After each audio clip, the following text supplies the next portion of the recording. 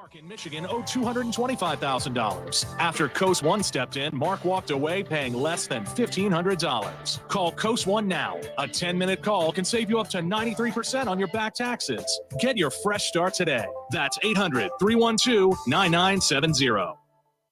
Do you have over $10,000 in credit card debt? The stress from excessive credit card debt can ruin your life. Collection calls, sleepless nights. If you're feeling the financial impact with unprecedented economic challenges, DebtBlue is here for you. DebtBlue uses secret programs that most credit card companies won't tell you about. They'll help you consolidate or settle your debts for a fraction of what you owe. With DebtBlue's Success Guarantee, you pay nothing unless your debt is reduced or completely resolved. There's no risk. The more you owe, the more DebtBlue can save you. See how easy it is to get started with free information. Let DebtBlue show you how 10 minutes could save you thousands. Call now. 800-200-6895. That's 800-200-6895. I'm just living sky high right now. So I'm very thankful for it. And the team at DebtBlue are phenomenal. They're able to work with you. They're great. Call for your free debt resolution information now. 800-200-6895.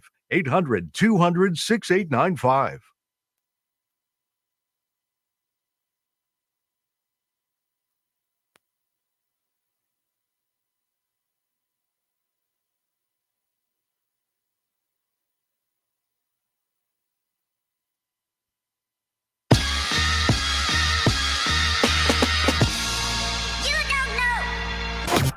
All right, you're live on HBCU Coaches Corner. My name is Rocky. I am your host, and Coach Cole and Mr. Campbell will be here shortly. We're just running. I just wanted to launch this on schedule, and this would give me an opportunity to talk to you guys by myself. As most of you guys know, I spent some time the past 2 weekends exploring a couple HBCU homecomings. I can use this time to kind of tell you about my experience. I wanted to definitely share my experience with you guys. I didn't necessarily want to take up time in the show talking about that, but I guess I can talk about it now that, Coach Cole and Coach Campbell is running a little late, which I knew they were going to come on late. So I want to take this time out to kind of share my experience with HBCU homecoming.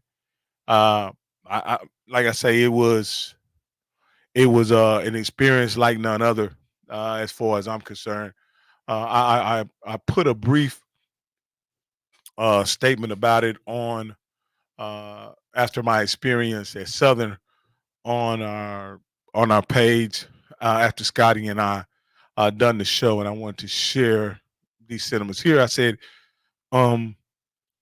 Southern's homecoming was the best all-black cultural event I had ever had an opportunity to visit, be a part of, take part in, show up at, however you want to say it. It's the best all-black cultural experience I ever had, period.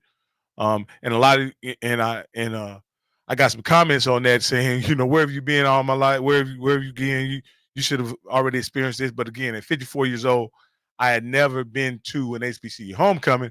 I had been to the State Fair Classic, of course, but when Southern's homecoming was absolutely sensational. When you combine the culture, the music, the food, the people, and all of it centers around one of my favorite things, which is football.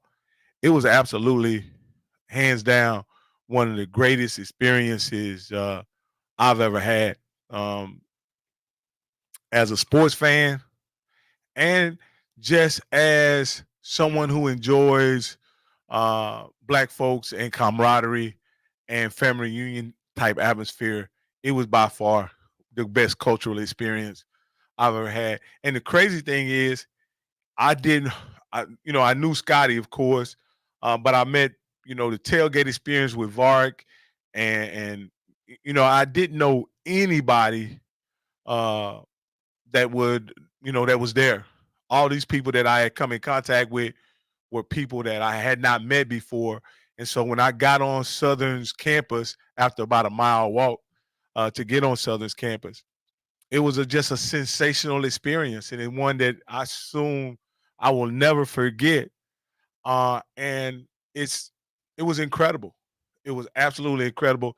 It's so much more than I ever imagined as a homecoming experience. And so I want to give a shout out to the people at Southern, because it was everything that I enjoy and love surrounding the football game. So I'm not comparing experiences. This is not a comparing experiences. This is a whole nother experience. I went into Prairie View's homecoming the past few days, and I'll bring up Mr. Campbell as I let's do a quick sound check to make sure you're there, Mr. Campbell. Yeah, can you hear me? Yeah. How about that? You can hear me just fine? Man, I hear you perfect, bro. I heard your story about Southern. Love to hear it. I'm going to wrap up my experience about Prairie View's homecoming, and then we can get into the show. The other thing is I went to Prairie View's homecoming, and I didn't want to compare one to the other, right? I wanted to have the experience with no expectations, nothing. I just wanted to experience whatever Prairie View was going to experience and just see how, it was. Now, full disclosure, my daughter is a Prairie View student. She's a senior at Prairie View, and so I did know somebody on the campus, but I'll tell you about that later. So anyway, we get to Prairie View about 11 o'clock, 11:30. We get on campus. I immediately called my friend because I have a lot of friends that are Prairie View alumni. Tons of friends are Prairie View alumni. I got on campus. I immediately got on campus, gave him a call. He told me about where he was. I started walking over to the tailgate. I go to the tailgate. Again, same kind of experience, lots of camaraderie, lots of people in very nice RV. Just an overall great scene of, hey, what's up, Coach Cole? I'm just giving them my experience at Prairie View homecoming, and then we'll transition into the show. I'm with you, baby. You got it, baby. We want the baby to talk HBCU. And so I get there, have a great and immediately while I'm looking for my friend, guess who I stumble up on? I stumble up on Dr. Cavill, and I say, "Hey, what's up, Dr. Cavill?" Dr. Cavill immediately invites me over to his tailgate. Me and my wife hadn't breakfast. He serves us breakfast. Offers us adult beverages, all this kind of stuff. Just a great atmosphere. Spends some time talking football with Dr. Cavill, and then I move on to find my buddy. And it's just as my buddy, I get to my friend. He says, "Hey man, I'm finna go over to the bookstore and meet some other friends." He said, "You can hang out at my tailgate over here, and until I get back." Well, we hang out at that tailgate. We meet more people. A great experience. They let us know. We let them know that this is our first time at Prairie View's homecoming. They roll out the red carpet for us. Water, drinks, all that good stuff, man. It's just a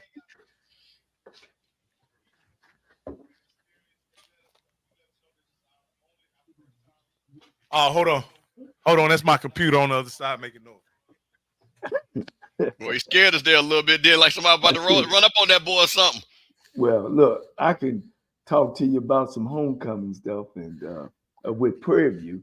I remember when they went to the 2009 SWAC championship in Birmingham, because they sold the bar out. Oh. But go ahead, Coach. Go ahead, Coach. Sorry about that, guys. And so anyway, we get over there. Amazing experience. Lots of RVs, lots of camaraderie. There's the tailgates there. I would say this: Southern's tailgate, it seems to be more of a community-based tailgate situation where everybody was kind of like intermingling with one another in that sense.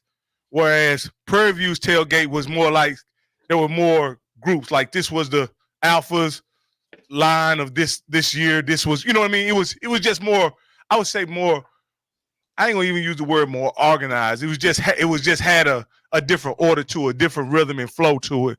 It was more like an open house as opposed to a chopped up house. Yeah. Open So floor Southern, plan. and it could have been just where we were in the RV tailgate. I'm not saying it's necessarily the way it is all over Prairie View, but it just seemed like they had more organization and structure, more bigger organizations were having tailgates, and in Southern it seemed like there were more family tailgates, like smaller groups of people that were having tailgates, if that makes sense, and anyway, it was a great. Go ahead. I think one of the things with Prairie View have is they have more fraternity or sorority type of tailgate areas and stuff. When I was in Southern, with Pete Richardson, and I'll be honest, we really started all that when we was winning them championships. They have, like you just said, a lot of alumni and family tents and stuff like that. I mean, you're hitting it on the nose. So I just want to, because every year you go down, you got to go to the Q area, you got to go to the Alpha area, you got to go. That's at Prairie View. At Southern, you just hit RV to RV to RV, man. Yeah, and they got the pots and the gumbo rolling and all that good stuff. Absolutely.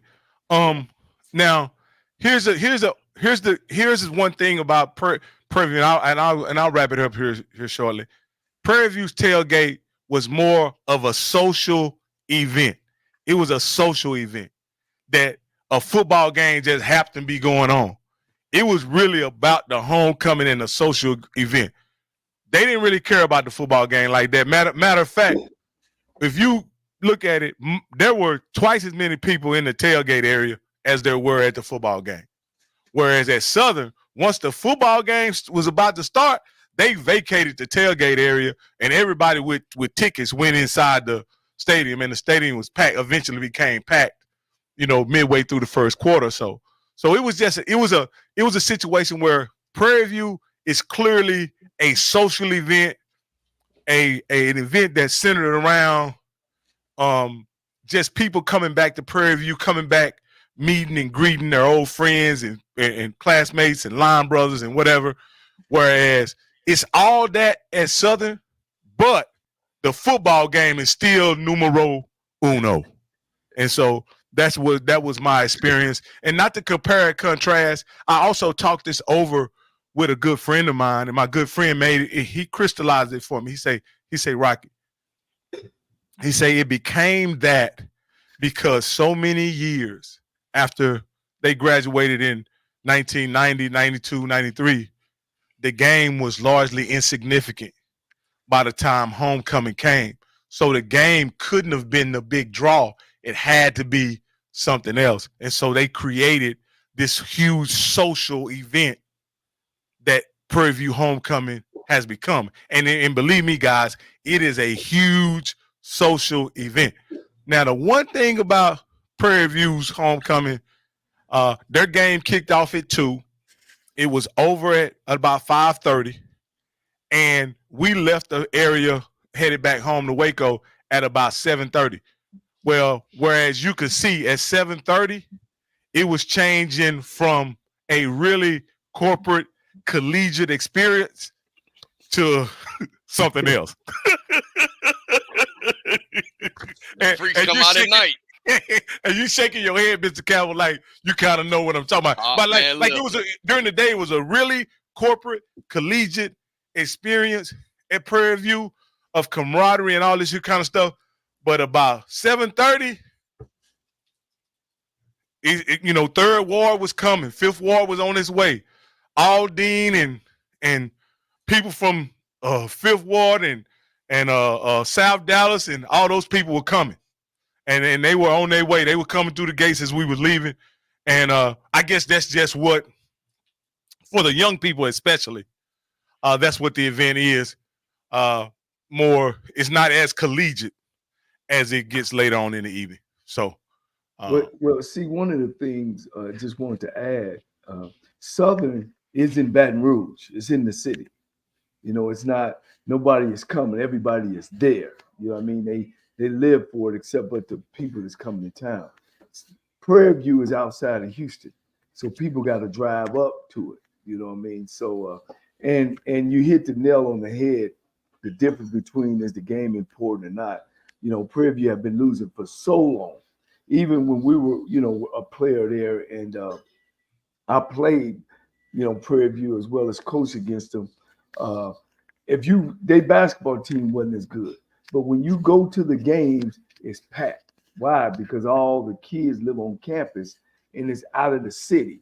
So, you know what I'm saying? That's the difference between a school that's in a city and a school that's outside the city. So, and when you grow up on campus, I don't know about you, Bishop. I grew up on Texas Southern's campus. You know, I told you guys before that I actually was the only student on campus for several years because it was too far for me to go home because I played basketball and football. So during football, once football season over, basketball went towards Christmas, I had to stay there for about a week and a half before the team came back. So when you grow up on campus, I don't know, is it a different love, Bishop? I think it is. I think it's a different attachment. Yeah.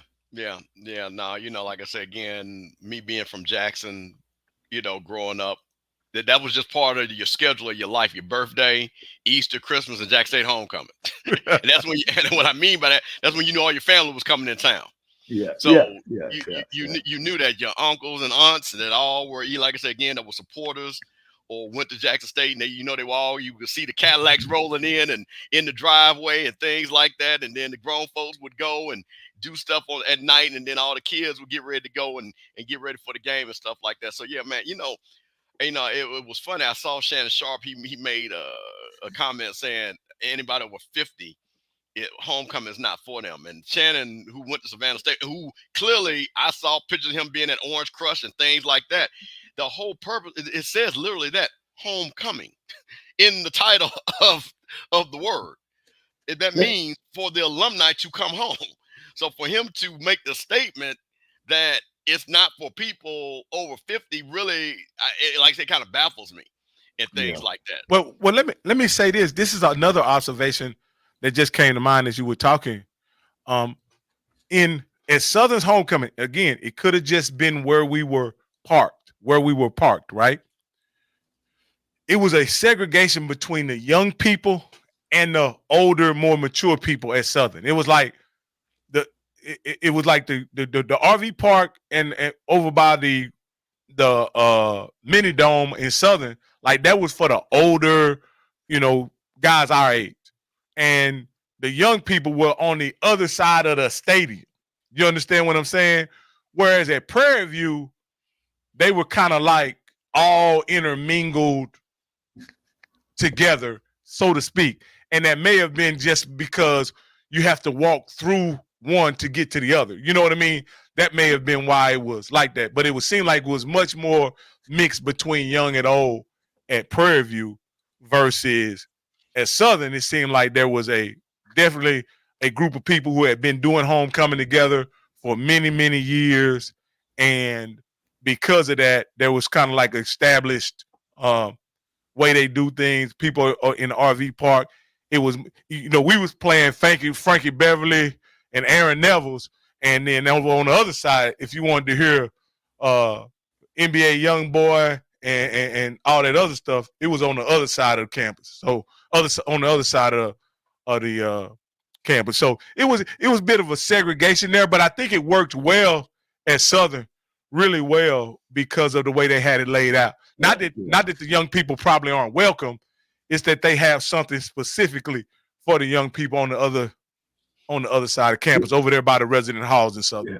This is what I want to ask you, Rocky.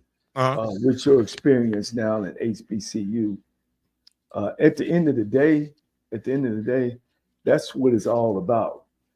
Can you compare your experience of the college you went to now that you're away? Do you get that same feeling when you go to that homecoming as a HBCU homecoming? I ain't never went back.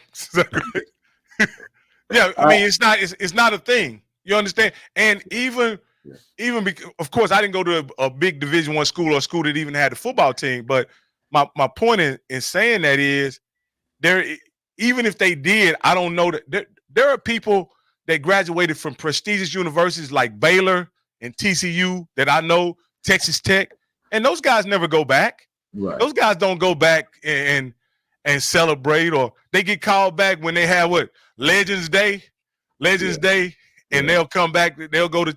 I have a very good friend and the school will make even more money on them because they have a big golf tournament, and you get to play with the superstar athlete. You know, the white guy get to play with the superstar athlete. They make more money off of them, and then they'll send them on back their way. You know, as a 54-year-old man who probably, if I had to open my mind up as a young man, could have had an opportunity to experience at HBCU. One of the, you know, I don't live with a lot of regret or anything, but I'm so glad my daughter had wisdom beyond even her parents to choose Prairie View as her institution of higher learning. Like, that's what I'm grateful. So even if I got everything else wrong in life, for my daughter to tell me when she was 16, Dad, once we visited Prairie View, she said, hey, this is where I want to go to school. I said, let's go see some other places. She was like, no, I don't need to go see nowhere else, Daddy. This is where I want to go to school, right here. So Get your money ready. Wow. And this is where we're going. So that was kind of. Let me say one thing about going. Now, I dated a girl from Florida State, and I mean, she was fine. Lord have mercy. And it was so funny. So I moved to Atlanta first. She moved to Atlanta like 2 years later, right? So she would always come to hang out at FAMU. So every time I would see Florida State schedule, they were like, hey, you going to your homecoming? And she like, you know I ain't going. And I dated another girl from Wisconsin. And literally, I would tease her. I said, hey, I see y'all homecoming. You want to go up to Wisconsin, to Madison? And she would look at me like I'm crazy. Their disconnect of homecoming for a person of African Americans at a PWI is so hilarious to me. Is that there is zero connection. It's like if you ask anybody from a PWI that's black that went there, say when's their homecoming, they couldn't even tell you when it, and they don't even go. You ask anybody that's black, it's people from FAMU knows homecoming 5 years from now. It's people from Jackson State that know when homecoming 5 years from now, and base their whole life. When I have friends that have those jobs that are really high paying, that it's hard for them to get off work, and they have literally. I have a friend in his work contract. He has put in his work contract, if this date comes up, I will not be here. And I'm not making this up. And I know as people out there in the chat know exactly the type of people I'm talking about. So that is what's so great about what our traditions are. Because like I say, again, if you grew up in the SWAC and the SEC overlap each other.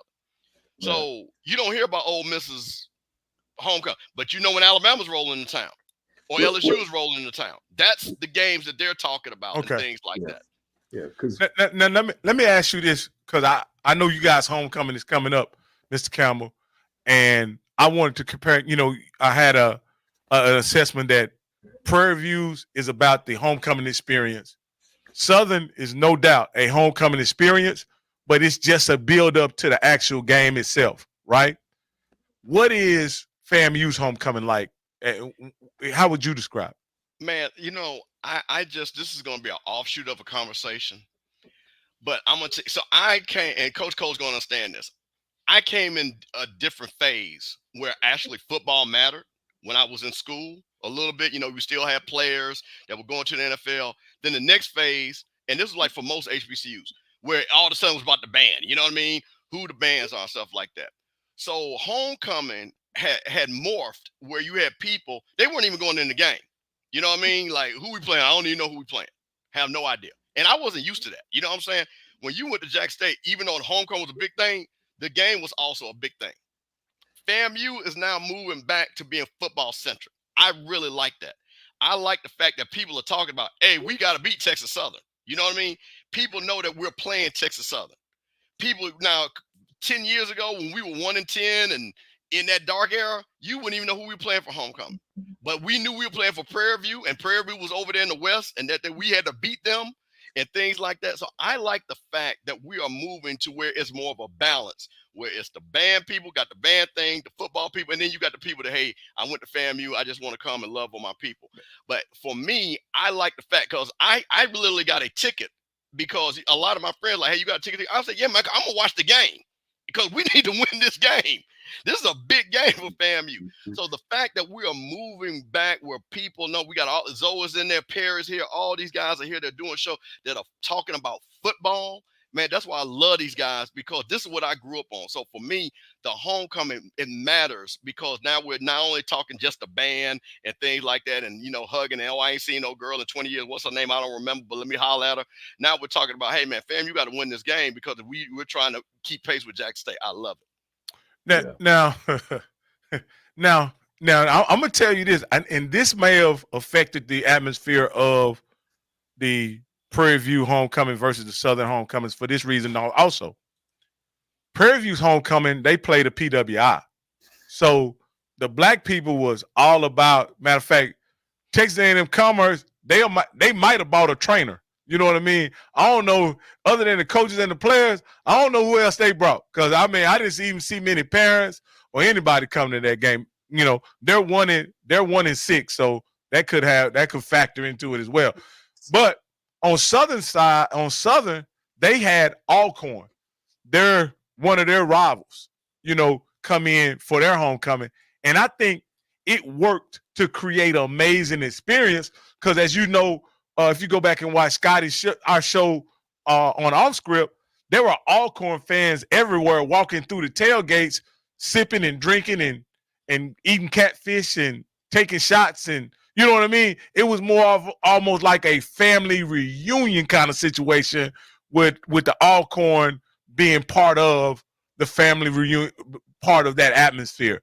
There were no Texas A&M-Commerce fans to intermingle with. but again, I think Prairie View, if Prairie View had invited a HBCU, I think it would have turned up their event just a little bit from the standpoint of they would have had some people to welcome in and share all those wonderful amenities and tailgates with. Now again, Prairie View had concerts and all that kind of stuff going on, you know, 2 Chainz and all those kind of guys showing up. And so, like I say, it was truly an event that just happened to have a football game there. The football was not the focus at all at Prairie View. It was about the social event and experience of homecoming. So that's just one of the things I say. I think I'm put it like this. What I'm saying is this, and you guys have been to several homecomings, and you guys can probably speak to this. Having another HBCU at homecoming, does that heighten or elevate the experience? I'll let you jump in because you're going to know this. Let me tell you what's so funny. I was sitting back there, and you know, you talk about Prairie View. There was nothing funnier when you look at Jackson State's schedule, and if Prairie View was their turn to come to Jackson, you knew that was homecoming. You knew that if Prairie View was on that schedule, that Jackson State homecoming that game. So it depends because, and again, what we heard coach from UAPB saying, you know, everybody got us scheduled as the homecoming. You know what I mean? He said that people, UAPB Valley, certain schools, they on the homecoming tour. The homecoming tour. So while it really depends because, again, Alabama State scheduled FAMU. That was a big game. It was a totally different feeling. You know what I mean? With that game, the people got into there. They got in there and they got in their seats because the game mattered. Man, listen, you playing UAPB, and like I say, I understand these programs, so people understand, not being disrespectful, but I'm just telling the history of what Rock is asking. When Prairie View, what coach was that 87 game losing streak or whatever that was? 80, I mean, 80, yeah, 80, you know, 80 literally, like Rocky, literally every road game, they were the homecoming game during the 80s. I mean, that was just a fact. Every road game, their road game was. And look, you have people have home game. Prairie View played them in early September. We're like, man, y'all got a homecoming September night. Yeah, we playing Prairie View. Yeah. Oh man, that is the thing, man. So yeah, so it depends on the teams, but those traditional teams, and like I said again, as somebody that's a legacy SWAC, Prairie View, Valley, and now UAPB because they came in later into the SWAC, it depends. Now, this was what Blue says. That's not always the case. When JSU scored 60 plus on A&M for homecoming, it definitely ruined their event. Man, man, listen, and left a scooter there, man. They had Ric Flair there, man.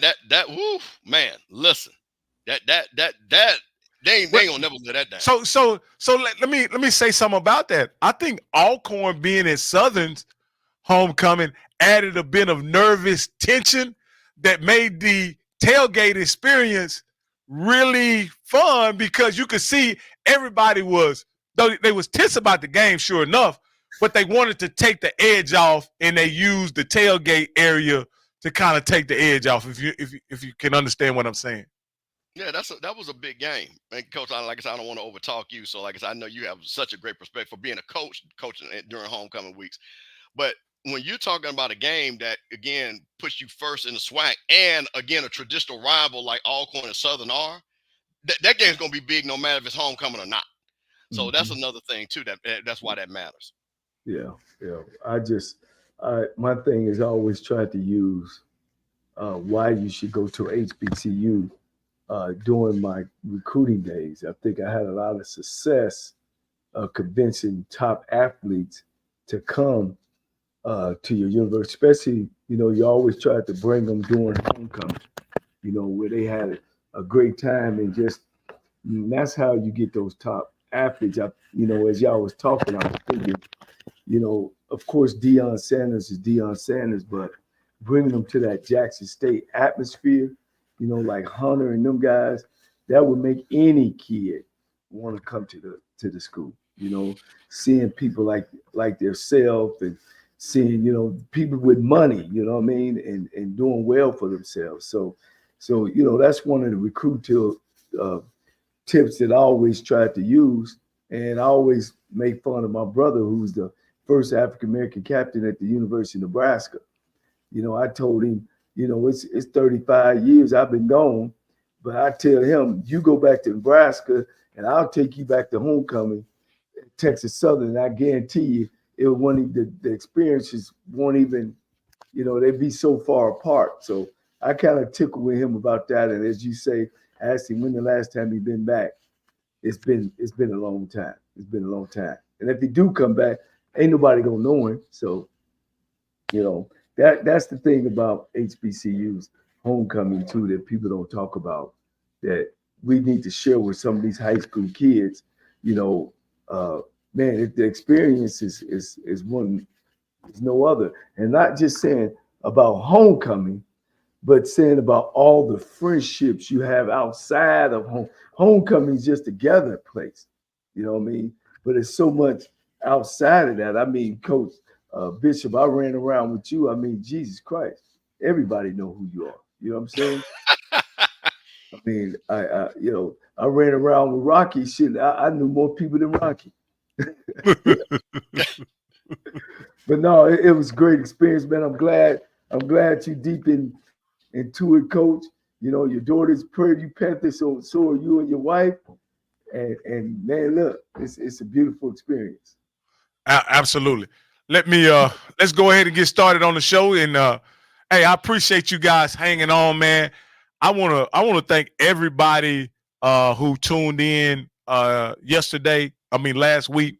Coach, we set a record on the number of reviews we had. The next day we already on my channel, we already had went up over 1,000 the next day. So that was a huge viewership. We always do 2,000 or 3,000 over on Scotty's show, but on our show we did over 1,000 in 24 hours. So man, I want to thank everybody who tuned in on our show, because this is we do this for you. This takes some time out of our schedules, but this is a lot of fun for all of us, and so I want to appreciate you guys, and we do the best we can to bring you the best in HBCU content. Have we been a year yet, Rocky? Yeah. We definitely been a year. Campbell will be a year. I want to say, I went back and looked. I want to say he got on with us late December, early December last year, and we just kept him. You know, and it's funny. It seemed like every week last year he didn't start out as a permanent cast member. It's just FAMU had so much going on that we won't mention, and that we kept having to bring him back to kind of clarify and clarify. I don't even think that's a word, but it sounds good, and about things that were going on campus. And so and he was able to do that for us, and the people, we got such a positive response for him being part of the show. We didn't even ask him. We just pretty much put him on, and he's gonna have to tell us no and thank God he didn't. And he's been part of the show, and many people make comments about how much he adds to the show. And I want to thank you, Mr. Campbell. You're coming up on your 1-year anniversary as well. Well, Coach, let's see, Rocky. Coach didn't tell you. See, me and Coach actually talked, and he said, "Man, I need somebody to balance this guy out because he's getting me shot by some of these hot takes that he's making, and I'm too old to be fighting these young folks on social media. So I really need you to come on here and balance this thing out."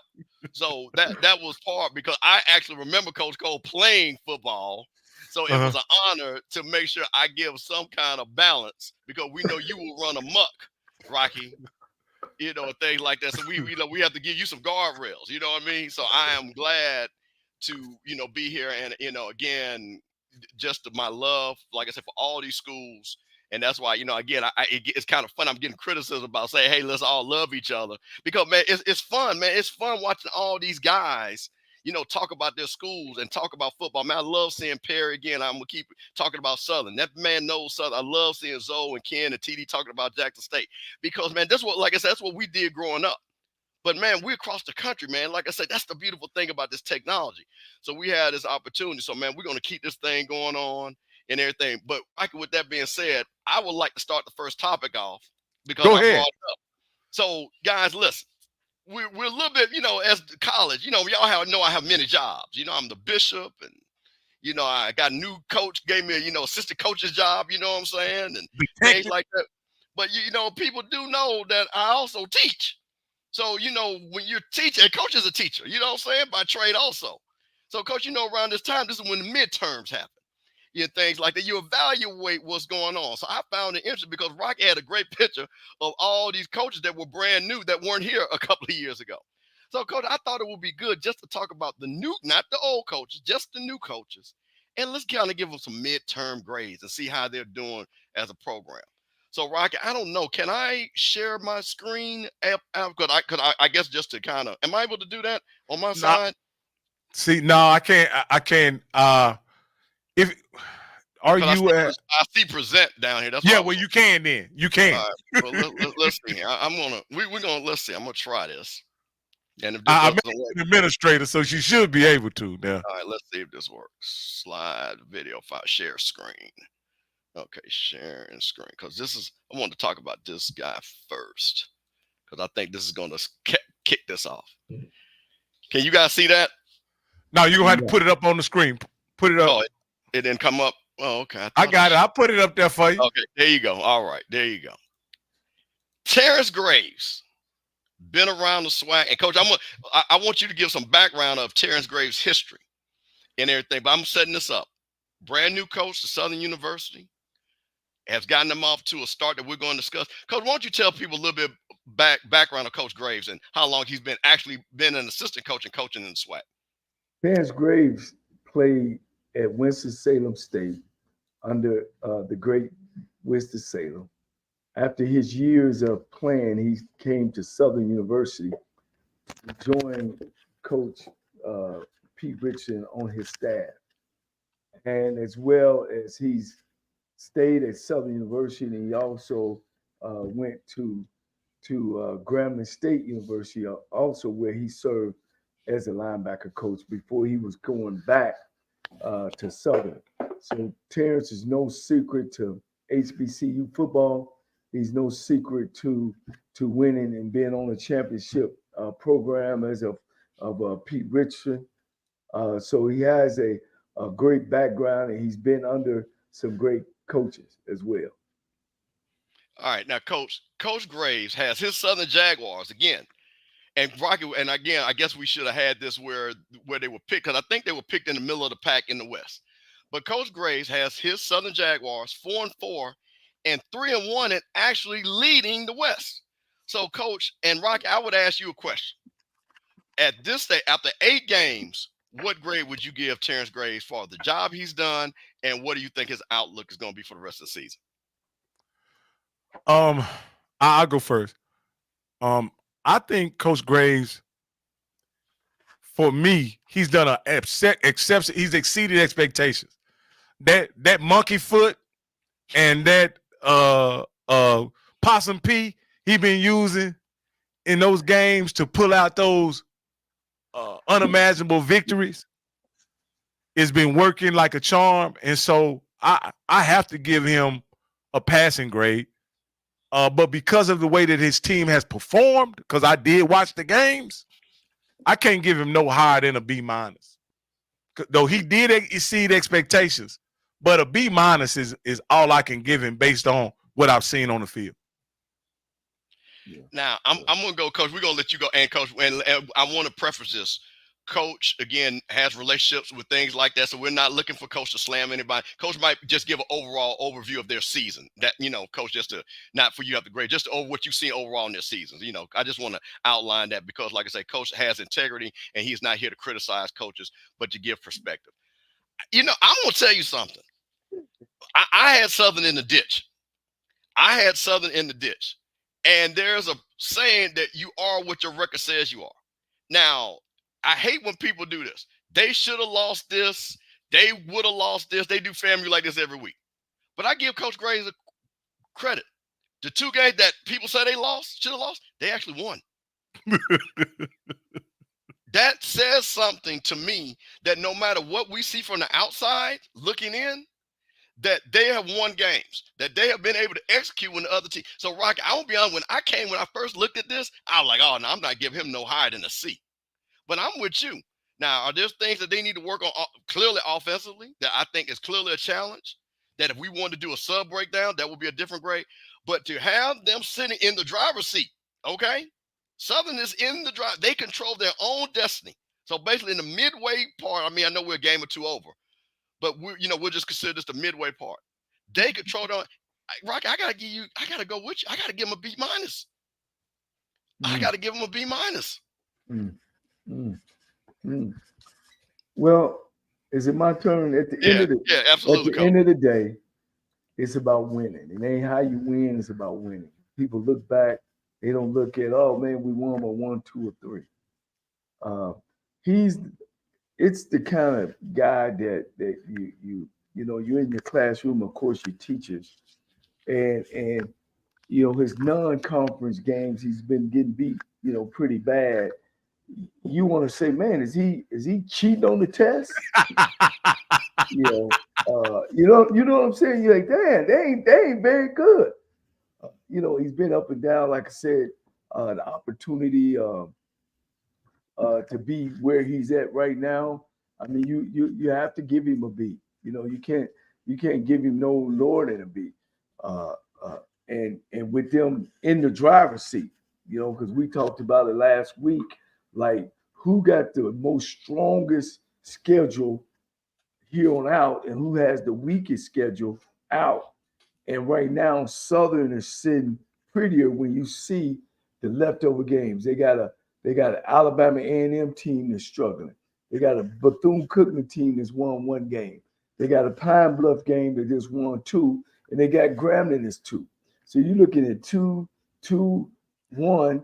And A&M has won some. But here's the kicker. You know what I'm saying? And I'm glad we're grading them at midterm instead of how it's going to turn out at the end. Right now, he's doing his homework. And at the end of the day, you got to say, that he's getting the job done. I got to agree with you, Coach. I think that your breakdown, again, is spot on. And again, you can only judge, as they say, as the grades come in. As the grades come in, that's how you can, Coach, you're a teacher, you know that. You can't tell a student, hey, I don't know what you're going to do. I know what your grade is right now. Now, this is what you can do to improve your grade. Now, Coach, that is a great question. What would you like to see and looking at observing stuff, what would you like to see them do better, and what do you think they're going to focus on to close the season out? Yeah, they got to be more consistent. They got to be more consistent. They've been making good adjustments at halftime because, as you see, they've won all these close games. But they got to be more consistent for 4 quarters, and I think that's what he's not getting. I think they need to settle in on a quarterback. You know, they flip-flop, they flip-flop, they flip-flop. I think you need to go ahead on and settle in on a quarterback. The goodest thing about them is, as I say, they've made good adjustments, and good coaches win close games. And so they've been winning those close games. So they got the mark. Evidently, they've been doing their homework, and turning in the extra work to make sure. But I think he's doing a B. But he's so unpredictable, guys. We probably be talking next week like, what did they do? Go to A&M and do and lay an egg. So they got to be consistent. Continue to be consistent. Let me ask you this, Coach.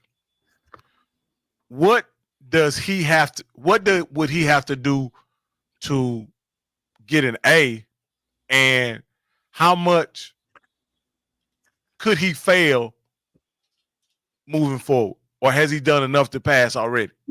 Well, passes get to the top, and he easily could fall to the bottom because it's so much parity over in the West.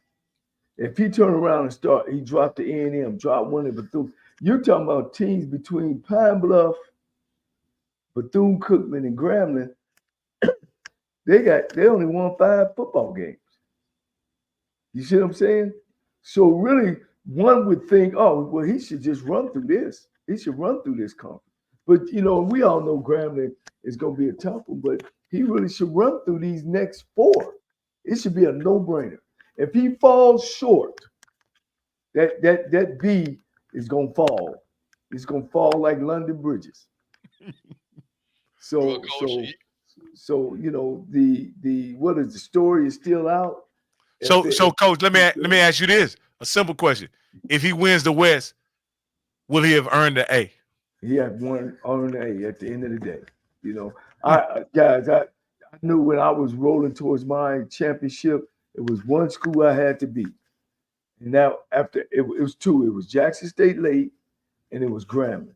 Once we beat Jackson State, I said, if we beat Grambling, we're gonna beat Pine Bluff and the rest. We got the rest. And we were able to do that and go into the championship. And let me just give some perspective. I just pulled up. Southern was predicted to be 4th in the West. They were predicted to be 4th. So as you say, Coach, I tell you one thing, as going to that midterm, I would say that I'd rather have a passing grade than have a failing grade. So now I brought our predictions up, right? Coach, you had them at 3. Me and Coach Campbell had him at 4. Clearly, he's exceeded expectations. Now, there's a lot of people in the chat that thinks we should grade him higher, give him a higher grade based on expectations. But I don't think we should grade him higher based on expectations. You still have to do the work. You know what I mean? Like, the work is the work. Whether he was predicted to finish first or last, we only can grade him on what he's actually done. And so I don't think he gets any credit for being in special ed last year or being let me say something. Let's look at last year, where they couldn't score and they struggled. They're struggling this year offensively. It's that they're just better offensively, and the teams they playing are struggling. We all can agree that everybody in this SWAC conference is struggling in the second half of scoring points. Other than Jackson State. Other than Jackson State. Other than Jackson State. All of them are struggling. So like I said, as a coach, they're making good adjustments at halftime. And they're making good adjustments at game-winning either drives or game-winning stops.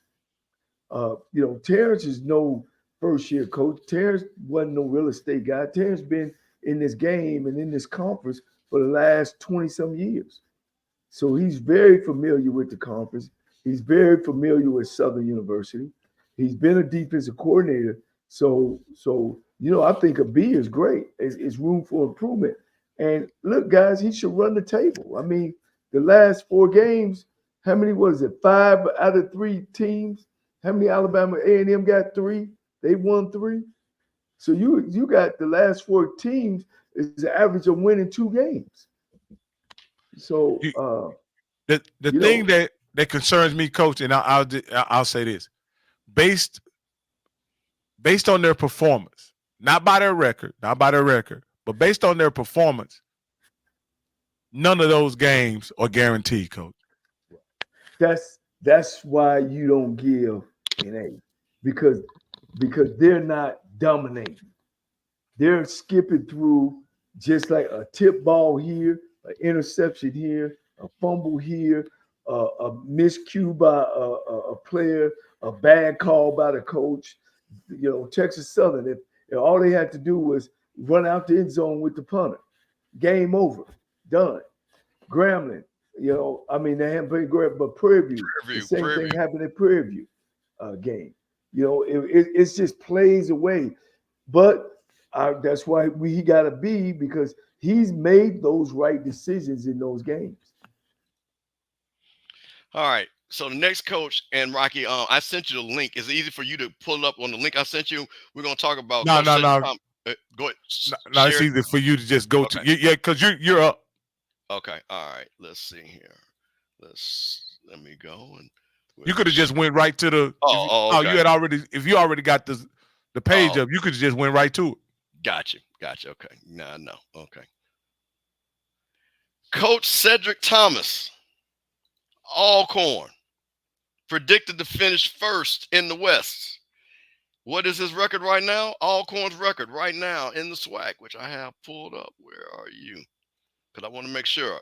3-1 in the SWAC. Lost the game to Southern, which puts them number 2 behind Southern, and 4-4 overall. Now, I'm going to tell you, we all looked at this, and I think other than Coach Colsey, based off of expectations because of preseason, I think Coach Thomas had the highest level of expectation for a first-year coach. Well, coaching first year at this school. And I'm telling you, again, looking at Alcorn has won the games that they were supposed to win. They had an easier schedule starting off. They played some of the lightweights at the very beginning. They played their first heavyweight team. They did lose to Southern, but they are 3-1 with an opportunity to win the West. So again, and this is going to sound redundant, I'm going to have to give him a B-. I think, again, Coach is going to break this down a little bit more about particularly. I think they still got to figure out what they're going to do at the quarterback position and scoring. I think that is really what's holding Alcorn back. We saw that happen at the Southern game. But once again, with the expectations, and he's right there. And like I say, and Southern, again, losing to FAMU, Alcorn doesn't have to play FAMU. They do have to play Jackson State. Southern's Jackson State game didn't count. So again, scheduling will matter in the end for Alcorn and what happens. They're going to if Alcorn wants to win it, they're going to have to beat people. And that's what I do like about that. But I'm going to have to give Cedric Thomas, I'm going to give him a B-.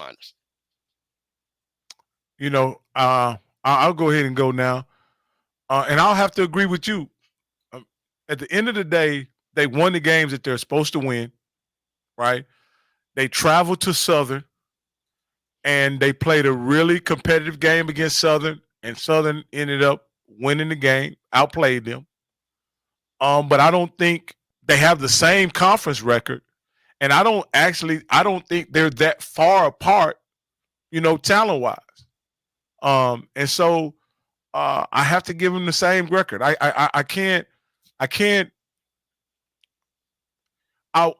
actually want to take points away for Cedric Thomas, because there were expectations that he would be leading the West at this point. And to be honest with you, I feel like he should have full control, considering how everybody's kind of struggling in the West, But to your point, they won like Coach Cole said, They've won the games, so I can't ding them because the expectations were high.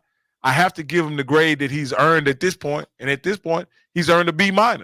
And so, I agree with you, Cam. Yeah. I definitely agree with you guys. Cedric had head coaching experience from Pine Bluff, coached the big time in PWI, the Southern Miss defensive back coach, coached in the junior college area where he was a great coach, took over a program, and it ain't fell off. Let's say that. The program ain't fell off. He's fighting for a winning spot. That's what he said. Unfortunately, fell against Alcorn. Didn't play well. Went into the Southern Jags den. Southern played great that night at homecoming. That was one of the things that happened. People put you on homecoming so they could play at a different level. And that's the thing, again, about Terrence Graves and the Jaguars. Will they play at that level? One of the things you called me that night, Rocky, and told me, man, that's the best you've seen them play. You know what I mean? So unfortunately, he failed on that. But now he gave up the favor of, if he ran the table, now he's got to wait on Southern, which we just said it ain't a clear slate for Southern. You know what I mean? I mean, when Florida A&M was making their runs, Campbell, you'd be like, oh, we're going to be this, and this. And Florida A&M schedule was always different. They played up top to tight. By the time they was in their fourth, fifth game, we knew they was going to roll over everybody else. We all can agree. We don't feel that about nobody right now. Maybe Jackson State, but, and we'll talk about that later. I think they're going to struggle with Alabama State. I don't see them rolling like that. So nobody is just a clear favorite where we feel good to say, man, they really got this team going in the right direction. Said next week is the big game that we're looking for. What they gonna do? They got. Let me go back. This is a big game. They got Alabama State. All right. Texas Southern is playing well. Prairie View, again, Texas Southern got some wins. Prairie View got some wins. And as we all know, they play the big boys, Jackson State, at the end. So they can run the table. All right. And then lose to Jackson State. Right now, Southern is in the driver's seat. I would have to give Sid a B. If he could pull this thing out, he could get a B plus. But if he don't win it, I can't give him an A. I can't give him an A. I just think that much of the West Side. I thought Alcorn had things coming back.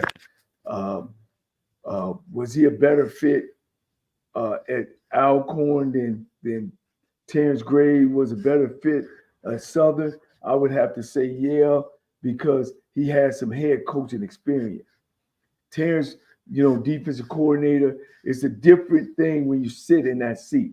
So that's why, when you look at my predictions, that's why I chose him first. But we will see next week. I give him a B. All right. This is actually my favorite student. I am very proud of this student I'm getting ready to put on this screen. Let me make sure. Rocky, can you see that? Does that come up? No. You're gonna have to. You sure? Right there, you sure? There we go. What about that? Yeah. Gotcha. This is my favorite student. He came in the class. Nobody knew what to expect.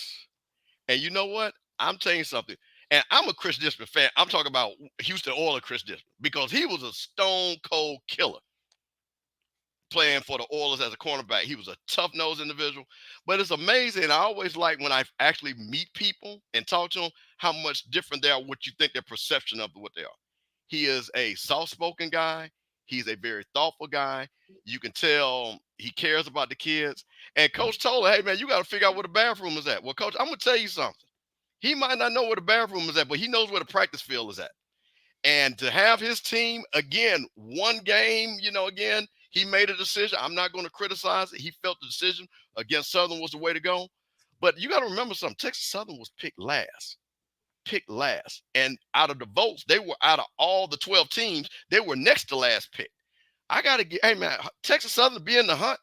I got to give, and he beat his rival first game at the Labor Day Classic. I got to give Chris Dishman an A.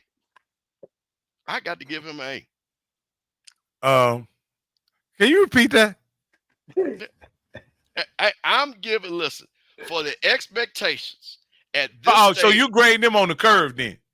You grading them on the curve. Listen, right now. Because he one of the special kids in the back of the class. You grading him on the curve. 2-2, 3-4. They're supposed to be last. They have played good hard-nosed football. They beat Grambling, one of their rivals. They beat Prairie View, one of their rivals, and had Southern beat. Okay. The team that was supposed to be picked last. This man is sitting at 3-4.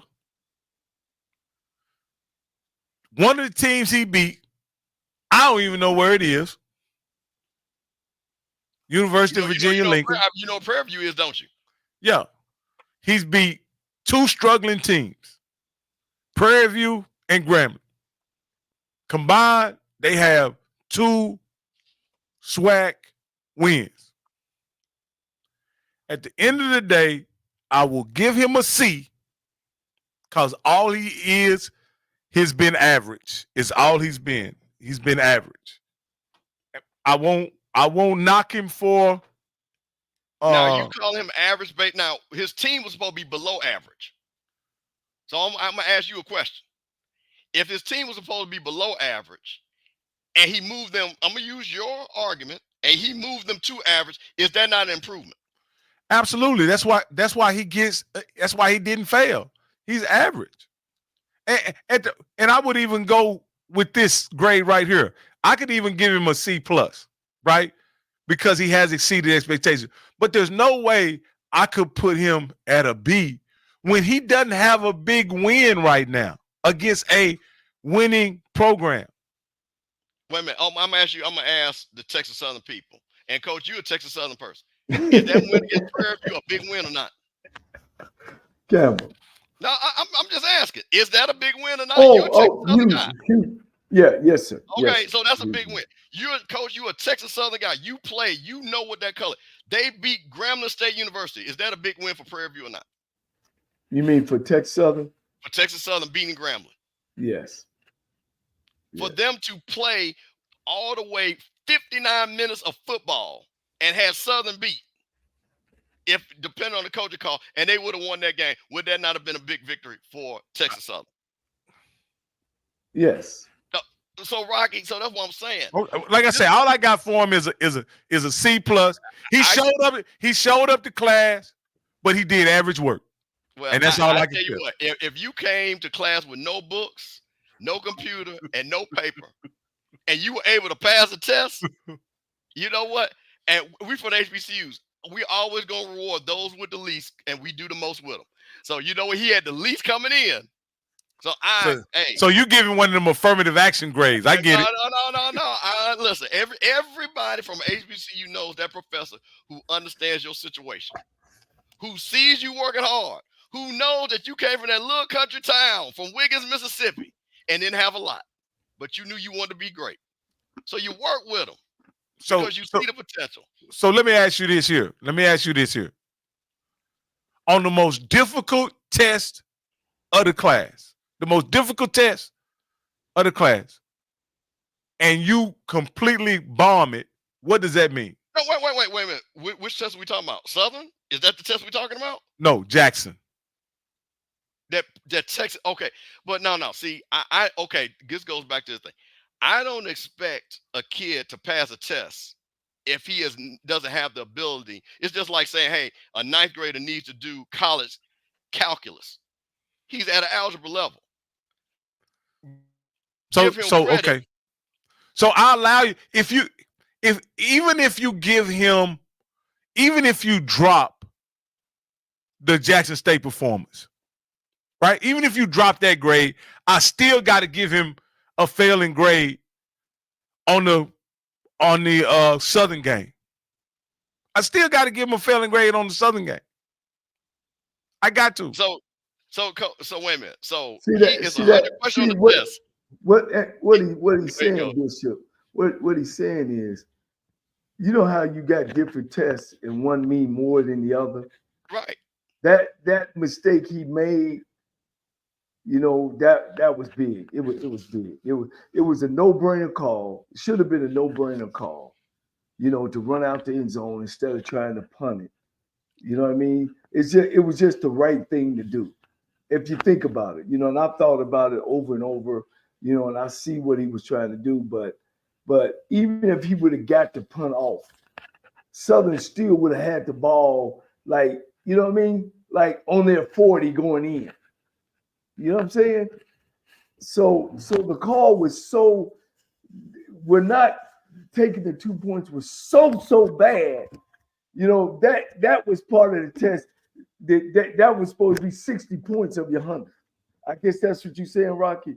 Yeah. The fact that it was a coaching error that cost them the game, that rests right on him.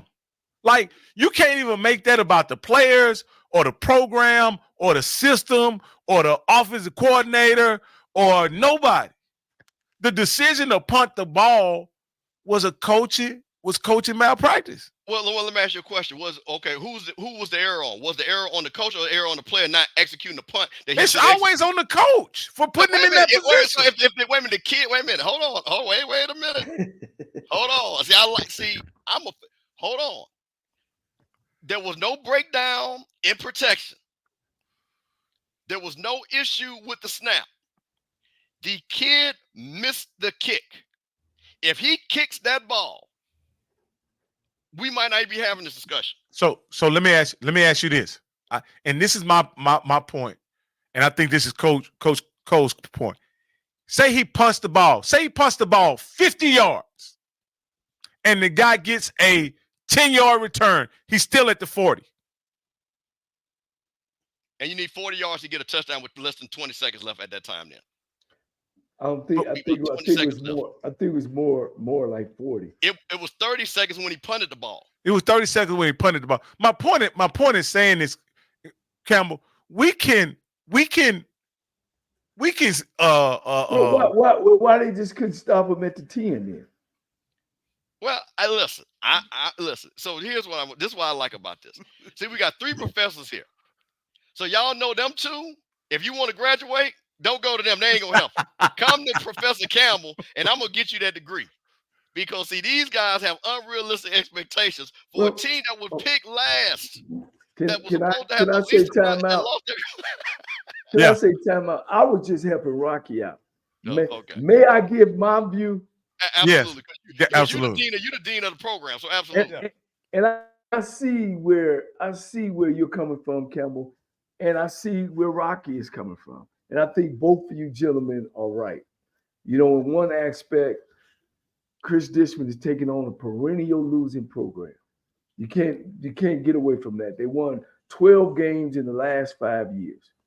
And now in his first year, he got them battling or in a position that possibly can win the West Championship. I like that. I like his coaching staff. I like that.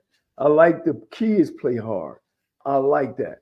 So yeah, I would have to give him a B. I would have to give Coach a B, you know, but he's got room for improvement. Now, if he even has a winning season, then I have to even go as far as giving him an A for coming in, taking over a perennial losing program and having a winning year.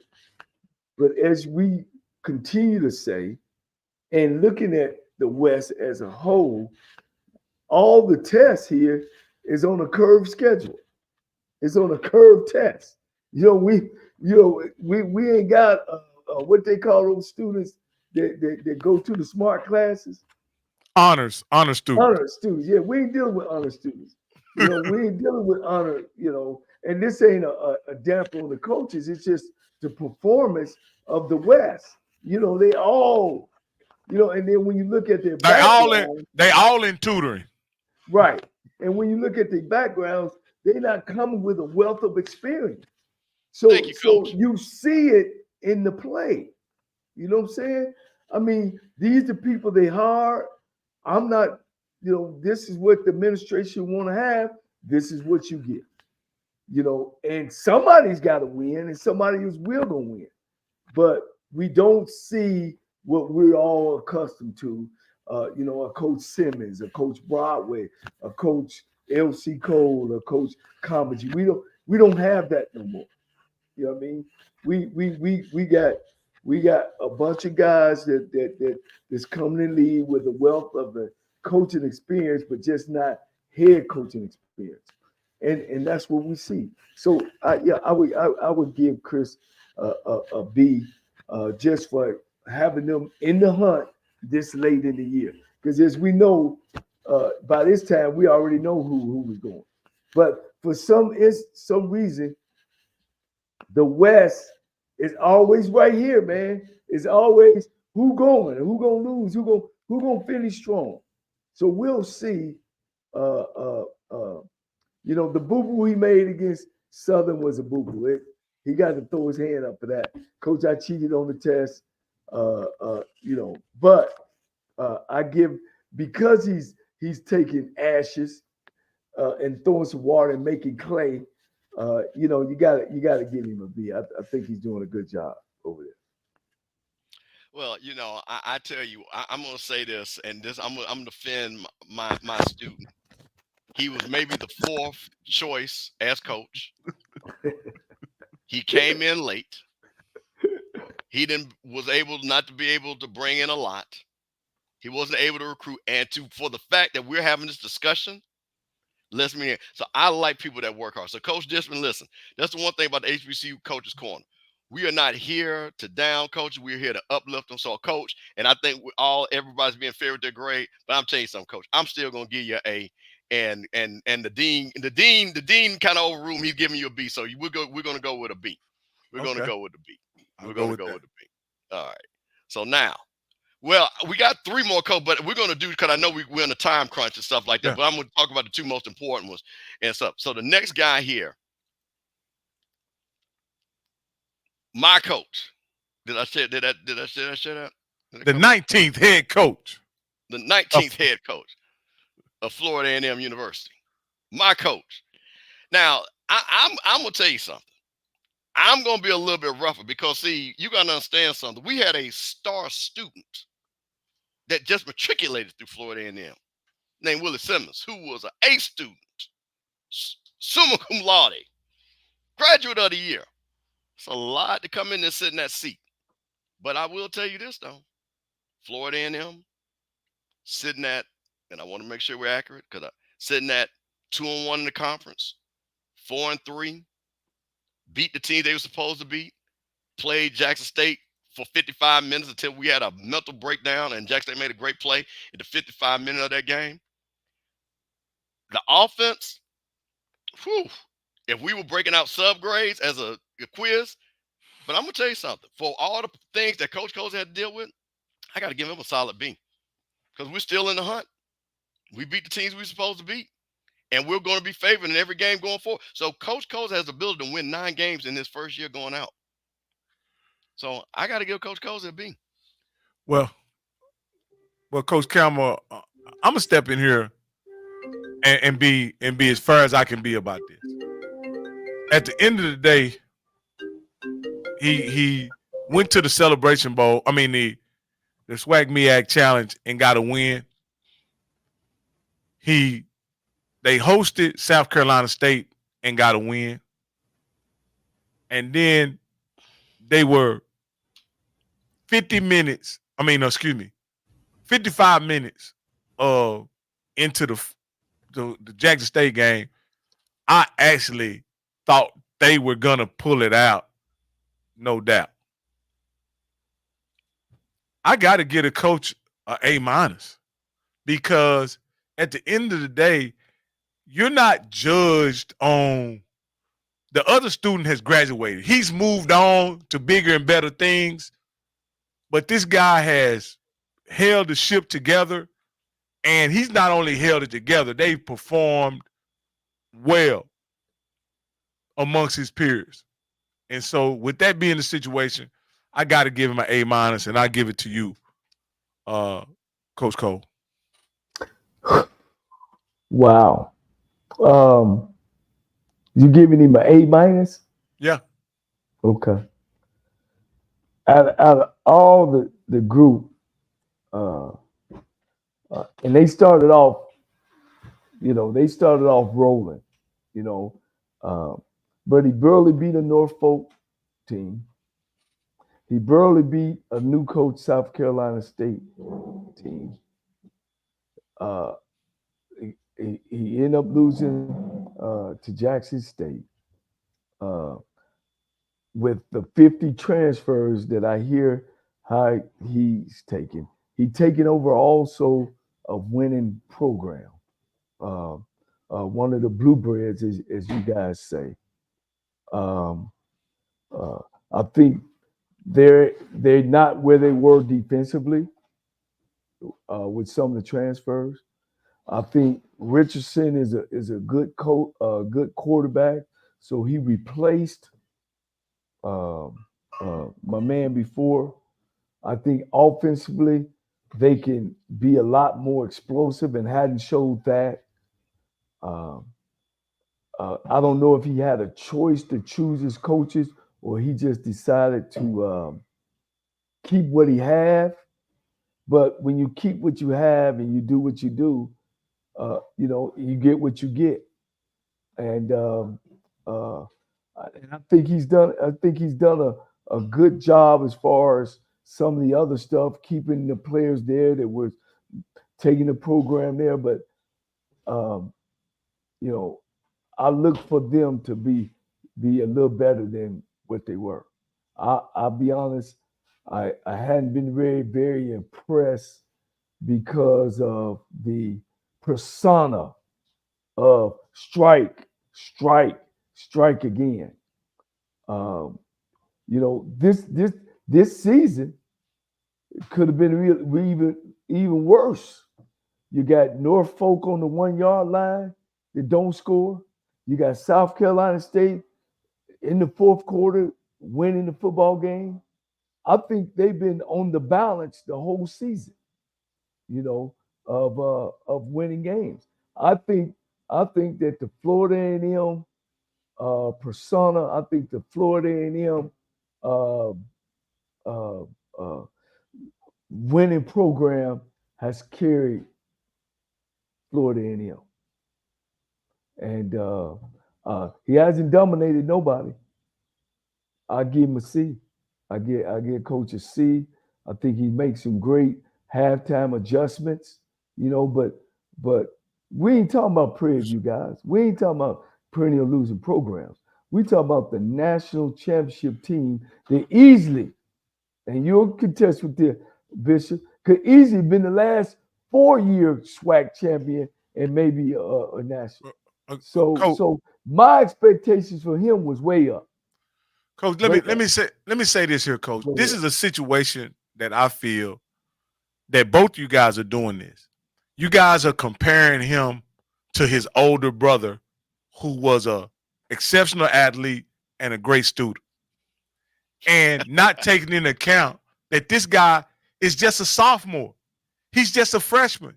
He could still become what that guy was. He just has to mature into that position.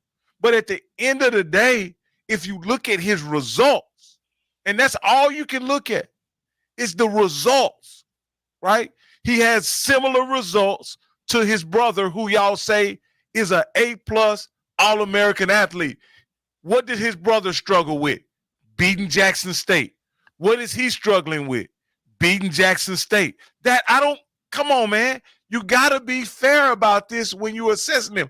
How can one be an A+ all-star student, and then you call him a C when he simply struggles with the same thing that his big brother struggled with? I think you're downgrading him because of who he's related to, not because of who he is. May I comment? I am a young brother. Uh-huh. To whom much is given, much is expected is returned. He was given a golden plate You know what I mean? And gold and silverware. So your expectations are higher. You talking about Florida A&M, the Rattlers, man. You talking about national champs. You talk about been one game away in the last 2 or 3 years. And then he went out and got these, and you kept the same staff now. You don't kept the same staff. And you added on one of the best, probably the best quarterback. No, he is the best quarterback in the conference. Let's get that straight. So I just believe to whom much is given, much is expected return. Not saying that he can't run the table, because that's what we expect. It's not a time that Camels came on this damn show and didn't think that they was going to win. His heart was broken last week. Alabama State reached inside his shirt and took his heart, because deep in his mind, he knew, he just felt Florida A&M would be Florida A&M and go ahead on and win it. I mean, Jackson State, I'm sorry. Jackson State, he know what I'm talking about. He over there quiet. You know what I'm talking about. I don't want to cut you out. You the dean. Hey, man, listen, I'm not trying to get fired, man. I'm keeping my job. When I was talking at Jackson State, in his mind, he's saying, we're going to strike, and we're going to strike again, because Coach Cozy is going to find a way to get it done. I just ain't been impressed with them, meaning he's not running the table. He don't play it down. He's not running the table. So that's why I came up with a C. We're talking about midterm. He can go here on and run the table, finish 9-3, right? 8-4. Okay. But maybe Jackson State has opened the Pandora's box on how to beat Florida A&M. Hold them in the first half and score in the second half. So that was my thoughts. Well, I'm gonna pull my orange and green, because happy homecoming to the Rattlers. So this is what I'm gonna say, because our next student is going to validate my point that we're gonna bring up. You play to win the games. So this is what I'm saying. Other teams win, and they pulled it out. FAMU wins. Oh, they should have lost. If you win the game, you win the game. And I will say this, Coach, at everyone you said, in every game, again, as they played the Blacks, I'm not talking about Miami, I'm not talking about Troy. While the offense has totally struggled, that's why I'm saying we could talk about that. But what I will say, to the point, and we'll use the South Carolina State game as a perfect example of a great coach, had his system in place, and they won that game. They won that game. They could have lost that game. They had Alabama State. Alabama State struggled on offense. They did what they had to do, shut them down, won that game. Southern came in there. Southern had a lot of momentum. This is the first time them Jags been talking. These Jags ain't been talking to me in the last 8 years. Jags was calling me from Baton Rouge saying, Mr. Campbell, we're going to finally beat y'all. You see what happened. So that's the reason why I give him a B. Now, the things that you point out, Coach, do I think we can be better? Oh, 100%. Is anybody satisfied? And I think, as you say, Coach, you remind me of, how like the Cole brothers. I bet you this is what you guys were. Everybody knew the Cole brothers because the mama and daddy had raised y'all right. That's them Cole brothers. They're always good in school. They're always great athletes. So like you said, when you came around, you had a standard because your brothers were already smart and great athletes. So you unfairly, fair or not, you were never graded on who and what you were. You were compared to your brothers, which was great because you had to uplift and uphold that Cole name. Coach Cole is in the same spot. He has no choice. T.C. Taylor, who did a massive job, and he had a way worse situation. Give him an A for last year for what he had to deal with. But he had to come in with championship expectations. People still talk about FAMU, you got to go to the Celebration Bowl. And as he sits right now, the games he played, he's 2-1 in the conference. Of course, we had a game we didn't play, but he's 2-1 in the conference. So I'm going to coach. I'm still going to give you a B. Don't worry about it. And I'm going to help you with some extra credit going on. Hey, I just want to say this, and we can move on to the next guy. If you blind resume him with anybody and they have a win against Norfolk, they have a win against Alabama State, you're going to get that guy A. That at the end of the day, you would give Trey Oliver an A. If Trey Oliver wins on Thursday, you're going to give him an A. So why can't Coach Cozy and Trey Oliver would have beat Alabama State and South Carolina? How come he can't have an A, Coach? Like I said, Coach, I really hadn't been impressed. All right, we can move. You struggle with Dino Playboy. Hold on, Coach. You struggle with a South Carolina team. All right, first year coach down there. In South But he's Carolina. not a first-year coach, though, Coach. That's the difference. Right. He's not a first-year coach. Right. And then you struggle with a Norfolk team that what they've won 2 games this year. Who's not a first-year coach? Yeah. No. Odom is a 4-year coach. At Norfolk State. And I gave him his flowers. I want to see how he finish. Okay. You see what I'm saying? How he finished. Guys, he took the national championship team. He took the national championship guys. He didn't take like my man 12 and 100. You know what I'm saying? But Coach, all those players are gone though. And he had to revamp his coaching staff. He did not do like the coach from Miami had all those guys coming back, like Ed Reed and those guys, and Ken Dorsey, and said, hey, he did not have 12 SWAC all conference performers coming back. Now that you got to understand there was some transition. So national championship in name, but not in roster. Absolutely. And again, and I'll say this, Coach Cole, I understand your point that there were high expectations for Coach Cozy. But I think there were going to be high expectations for anybody who held that job. They were going to be compared to Coach Simmons. I think it was completely unrealistic to hold his coaching staff and the players who had transferred to the same standard of the previous year. I know out of FAMU faithful what they're expecting now that they didn't have a taste of championship.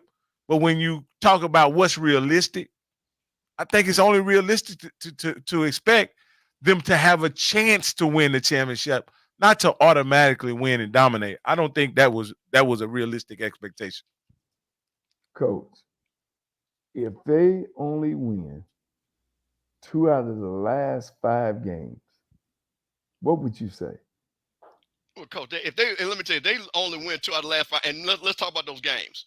They played Valley, they played Prairie View, they played Texas Southern, and they played Bethune-Cookman and A&M. All those teams literally probably just meet. And none of those teams can beat them. Got a winning record. Right. No, come on, no, sir. He'll get a. And why is that? Because of the expectation.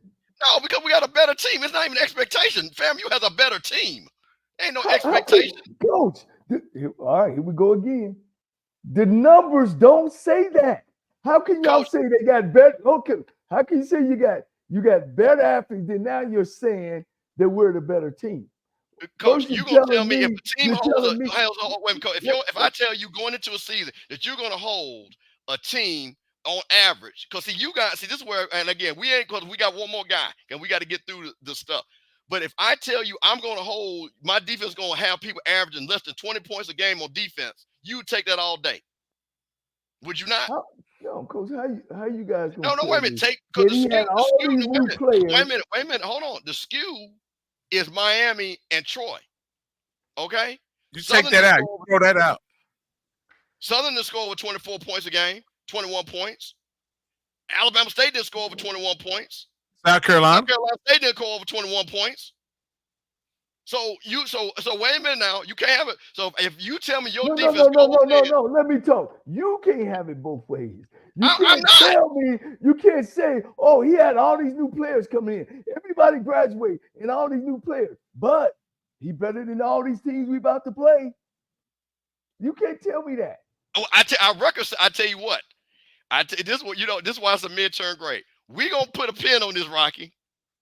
And what I will say, I feel very confident based on what this those teams beat Florida A&M. And none of these teams are gonna be Florida A&M. None of them. I didn't say that. Oh, okay, wait a minute. I said that we will see how he finished if one of those 2 or 3 of those beat him. What if they beat him? Let me ask you. Okay, his expectations is to run the rest of the teams they play, right? Absolutely. Okay, so then he's not so dominant, but now you saying that he's going to dominate the rest? Wait a minute, Coach. Now, wait a minute. You've had teams, and we watched the SWAC. Now, because I had this conversation with people. This Jackson State team is a good team. It's not Jackson State 21-22 in the 80s. It's not a dominant team. That's why they lost to Grambling. What team ain't dominant? What team ain't dominant? This Jackson State team is not. Jackson State is dominating. Wait, no. When I said dominant, so wait, Cole, let me ask you a question. Do you think this? Wait a minute. Hold on. Grambling 2016, 2017. Was that not a dominant team with Kincaid? Yeah. And those guys? Yes. They didn't lose a SWAC game to anybody, non-SWAC or not. Jackson State 21-22. Do you think those were dominant teams? Yeah. They didn't lose a SWAC game to anybody. Apple. We're talking about today. No. Coach, you can have wait a minute. No, Coach. Wait a minute. I want to make sure. Jackson State lost to Grambling. No, listen, Coach. I'm not saying no. Turnovers. They could beat Coach. They could beat. Wait a minute. They could be I'm talking about all-time dominance. When we're looking in the Celebration Bowl era, we're talking about a whole different story. Well, that's what I'm talking. Well, okay. Well, I'm answering your question. That is what I'm talking about, so you understand what I'm talking about. Hey, and guess who the coach was? Who was the coach? They had great coaching. What I'm saying, Grambling was a dominant. They had Coach Fobbs. A&T had a great coach. They had Coach Broadway and Coach Washington. Broadway ain't no great coach. No, I just said exactly. Title three different Coach, teams. you prove, Coach. And what I'm saying, you're proving what I just said. Those teams were on this level. Those teams were on this level. You got people right now, and we'll get into this. I'm gonna find it interesting. You got people right now that are saying if Jackson State and North Carolina Central played, the Central will beat them. You got people saying that right now. You go over there HBCU Nightly, them dudes have no, and it blows my mind. And this ain't me saying it. So if you're sitting up there saying that Central and people in the space, because it doesn't matter, because like I said, we're all making this up. But wait a minute, hold on, wait a minute. So if you're saying, and I'm hearing people saying that Central is the best team right now. I don't care what people say. Well, okay. It's all opinion. It's my point of it is I'm just what I'm saying is this. My point was, and I don't want to get too. I want to get our last guy because we still got pick teams. What my point was is that when I'm sitting up here and watching teams to see that everybody in the SWAC, I think Jackson State is the best team in the SWAC. I don't think they're on the level of FAMU last year, Jackson State 2 years ago, and Grambling. I don't believe that. And I bet you if I pull the numbers out, I could probably prove that. Coach, look at the numbers. That's what I'm trying to tell you. Look at the numbers. They average 30-some points a game. Their defense was ranked number 2 in the conference. Do you think they have the same caliber of players? Do you think you're telling me that this team had the same caliber of players that Grambling had on them 16, 17 teams, those NCAT teams, and Jackson State 21-22, the same caliber of players? Coach, that's irrelevant. It's irrelevant. Well, okay, we're having two different conversations. Well, see, that's what I'm saying. You're not listening to what I'm saying. So we're having two different conversations. I hear both of you guys, and I'll say this. I think both of you guys are making valid points. Coach, what I like about Coach Cole's point is this. You can refer to last year or previous years if you want to, but in this capsule, in this time period, this season, if there is a dominant team based on statistics and record, it has to be Jackson State. I don't disagree with that's not what I'm saying. I'm not disagreeing with that. I did not disagree with that. But what I also know that, again, so I want to be clear that those, and that's why I kept making the point of what I was talking about. I was talking about the overall look, and really, and I'm using the Celebration Bowl era because that's what most of these people just came around anyway. So when I'm looking at team, and they actually lost the game, all these teams we're talking about didn't lose. Yeah, and that's the point. That's the point I'm making. I think Coach Cozy's expectation puts us in a situation where we're unfairly assessing what he's already accomplished this season.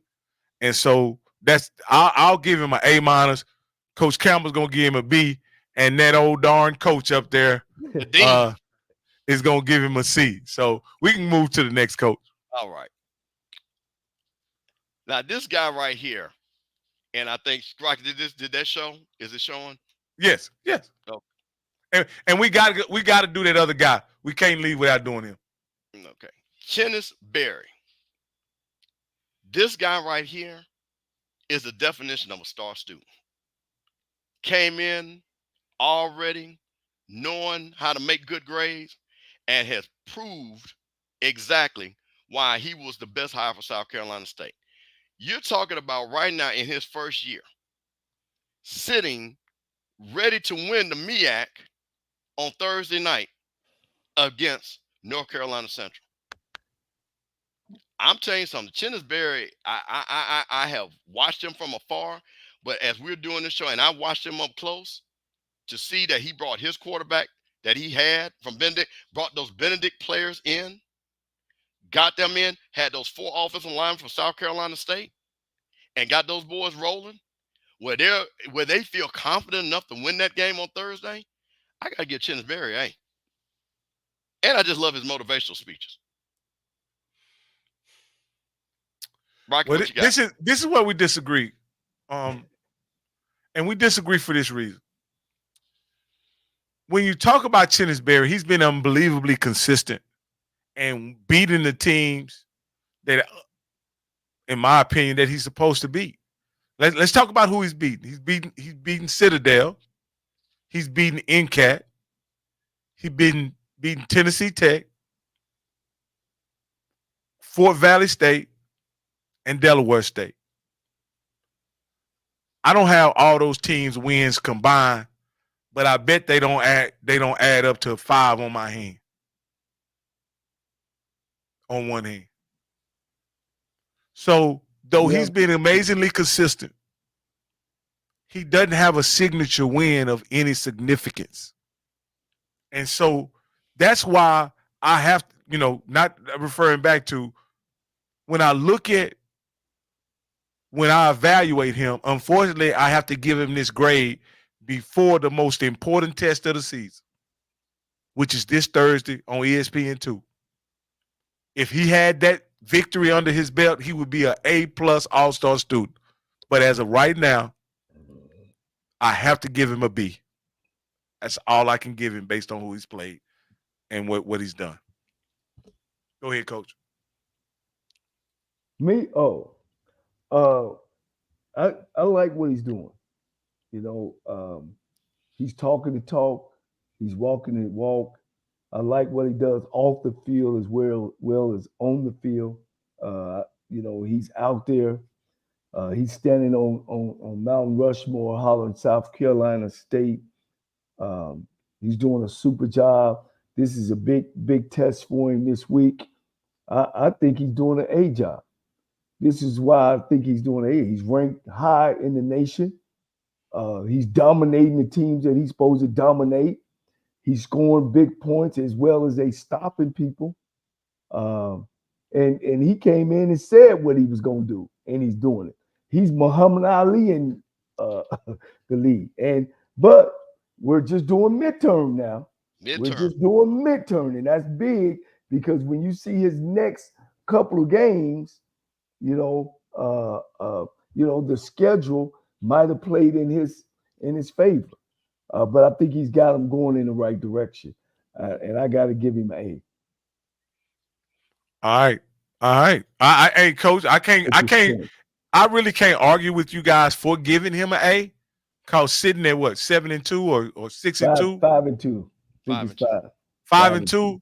Yeah. That's a sensational record. And playing and going to FAMU, having them down in the fourth quarter, I think that was a tremendous accomplishment as a first-year coach. At the first game, wasn't that the first game of the season? Yeah. Yeah. So game yeah. So again, in a hostile environment, I think Coach has done a great job. But based on who he's beaten, I only can give him a B. And he's beaten 2 PWIs now. Absolutely. He's beat 2 PWIs, the Citadel. I and don't KC give extra credit for the whites. Go ahead. Hey, so y'all may give extra credit for the whites. I don't. Hey, now go ahead, Coach Cam. I think in fairness, we got to do this last guy. And if we Now, Coach, with the guy, you got to see, because the guy I thought actually is his second year. I thought Coach Wade. I forgot. No. You had Mickey up there. Oh yeah. Oh my. Yes, Mickey Joe. Yeah. Oh yeah. I forgot. Yeah. I'm sorry. Yeah, I did have him. Yep. I had him. Where is he at? And I'll let Coach. We're gonna let Coach Gold go first because that's his guy. Yeah. And we're gonna let Coach. Hold on. Yeah, we had we got off schedule a little bit with Cozy. That's what threw me off about Mickey Joseph. Yeah, because we definitely want to hear this one. Because this right here, Mickey Joseph said, "Listen, I'm just letting y'all know I got $5,000. Y'all can like it. Let everybody know about what he got going on." Okay, let's pull that up. We should have brought up his post game talk. Yeah.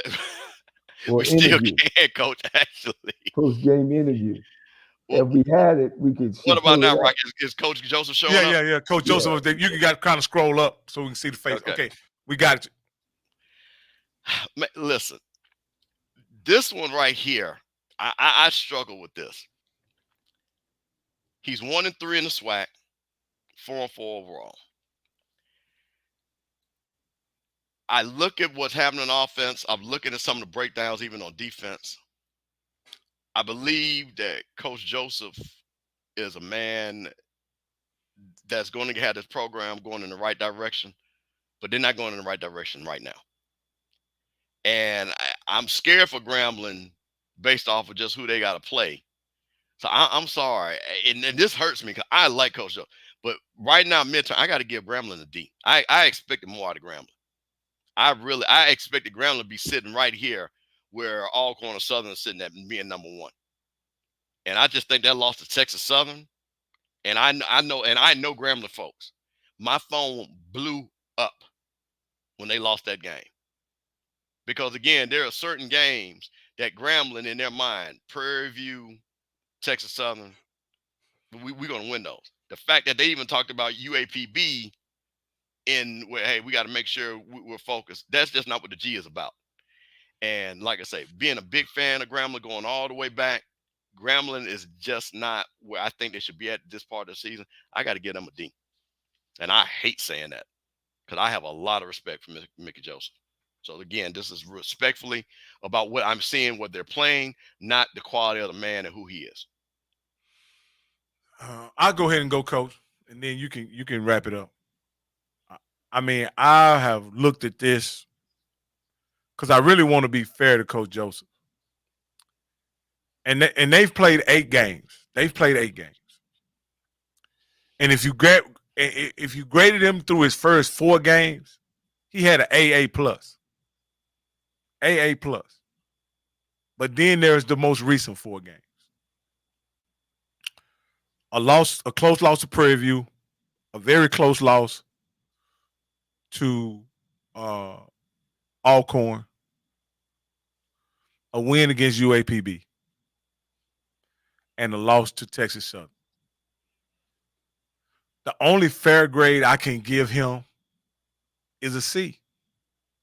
Because at the end of the day, he beat the boogeyman. He beat the boogeyman 41-20 down in the hole. And that has to mean something. I can't give a guy a failing grade who beat the boogeyman, even if it wasn't a SWAC game. So, because he's probably going to end up in I gave Cozy a B, and he didn't beat the boogeyman. And so, in fairness to Coach Joseph, I got to give him a C, and that's C or C-. And so it's on you, Coach Cole. Well, every crook gets caught, boogeyman or whatever. Everyone gets caught up, and like I told you guys before, Jackson State, statistically wise, is dominating this conference. They 5 points They're averaging 5 points more than anybody. That's a whole touchdown and more. Defensively, they rank number 2, easily probably a move to number 1. So 5 turnovers, you can't overcome 5 turnovers. You know, you gave Grambling a short field all game. And like I told you guys, you know, the only one going to stop Jackson State is T.C. Taylor. You know, Mickey Joseph is a personal friend of mine, and he stinks. He stinks. You know, they're not scoring. They're not playing consistent. He's got to do a better job. I'll take words out of his mouth, and these are the things that he said, that he has to do a better job. His staff has to do a better job, which is true. You know, it's his first year. Believe me, he will come back strong. He'll get an opportunity to go down and recruit some New Orleans people. He's got a staff of New Orleans staffers. So I look for him to come back strong. Right now, he's not playing consistent, not playing well. Now the quarterback is hurt, you know, and they've put all this value in the Crowley, and he's not hurt, and he wasn't really producing on a consistent basis. You know, it wasn't like they throwing 30 up a game. I think they averaging about 20-some a game. So he's got to put together and get together with his staff. They got to rebuild from what Coach Jackson left. I heard they did have some good guys, but like I said, Mickey's a personal friend of mine. I know he will turn it around and get it turned around. And right now, they just not playing consistent and good football at all. You know, they're sitting at the bottom of this conference. And when you want to talk about old times, the 80s, the 90s, Grambling's never been down there. You know what I mean? He's never, you know, not long as I've been around. So he's going to have to get that thing together down there, Coach. What kind of grade, Coach? Give us a grade, Coach. I got him a D for showing up. All right. Listen, I'm just gonna say something, man. And Coach knows this. Like I say, I've been around that Grambling program, and when I tell you, you know, they're Jackson State, Grambling, FAMU, where the football players are still around that program, and say, hey, you see all these All-Americans and Pro Bowlers and all that on the wall? That means something down there at that G. And again, I think Mickey Joseph is the right person for the job, but to Coach's point, the expectation is very high at Grambling.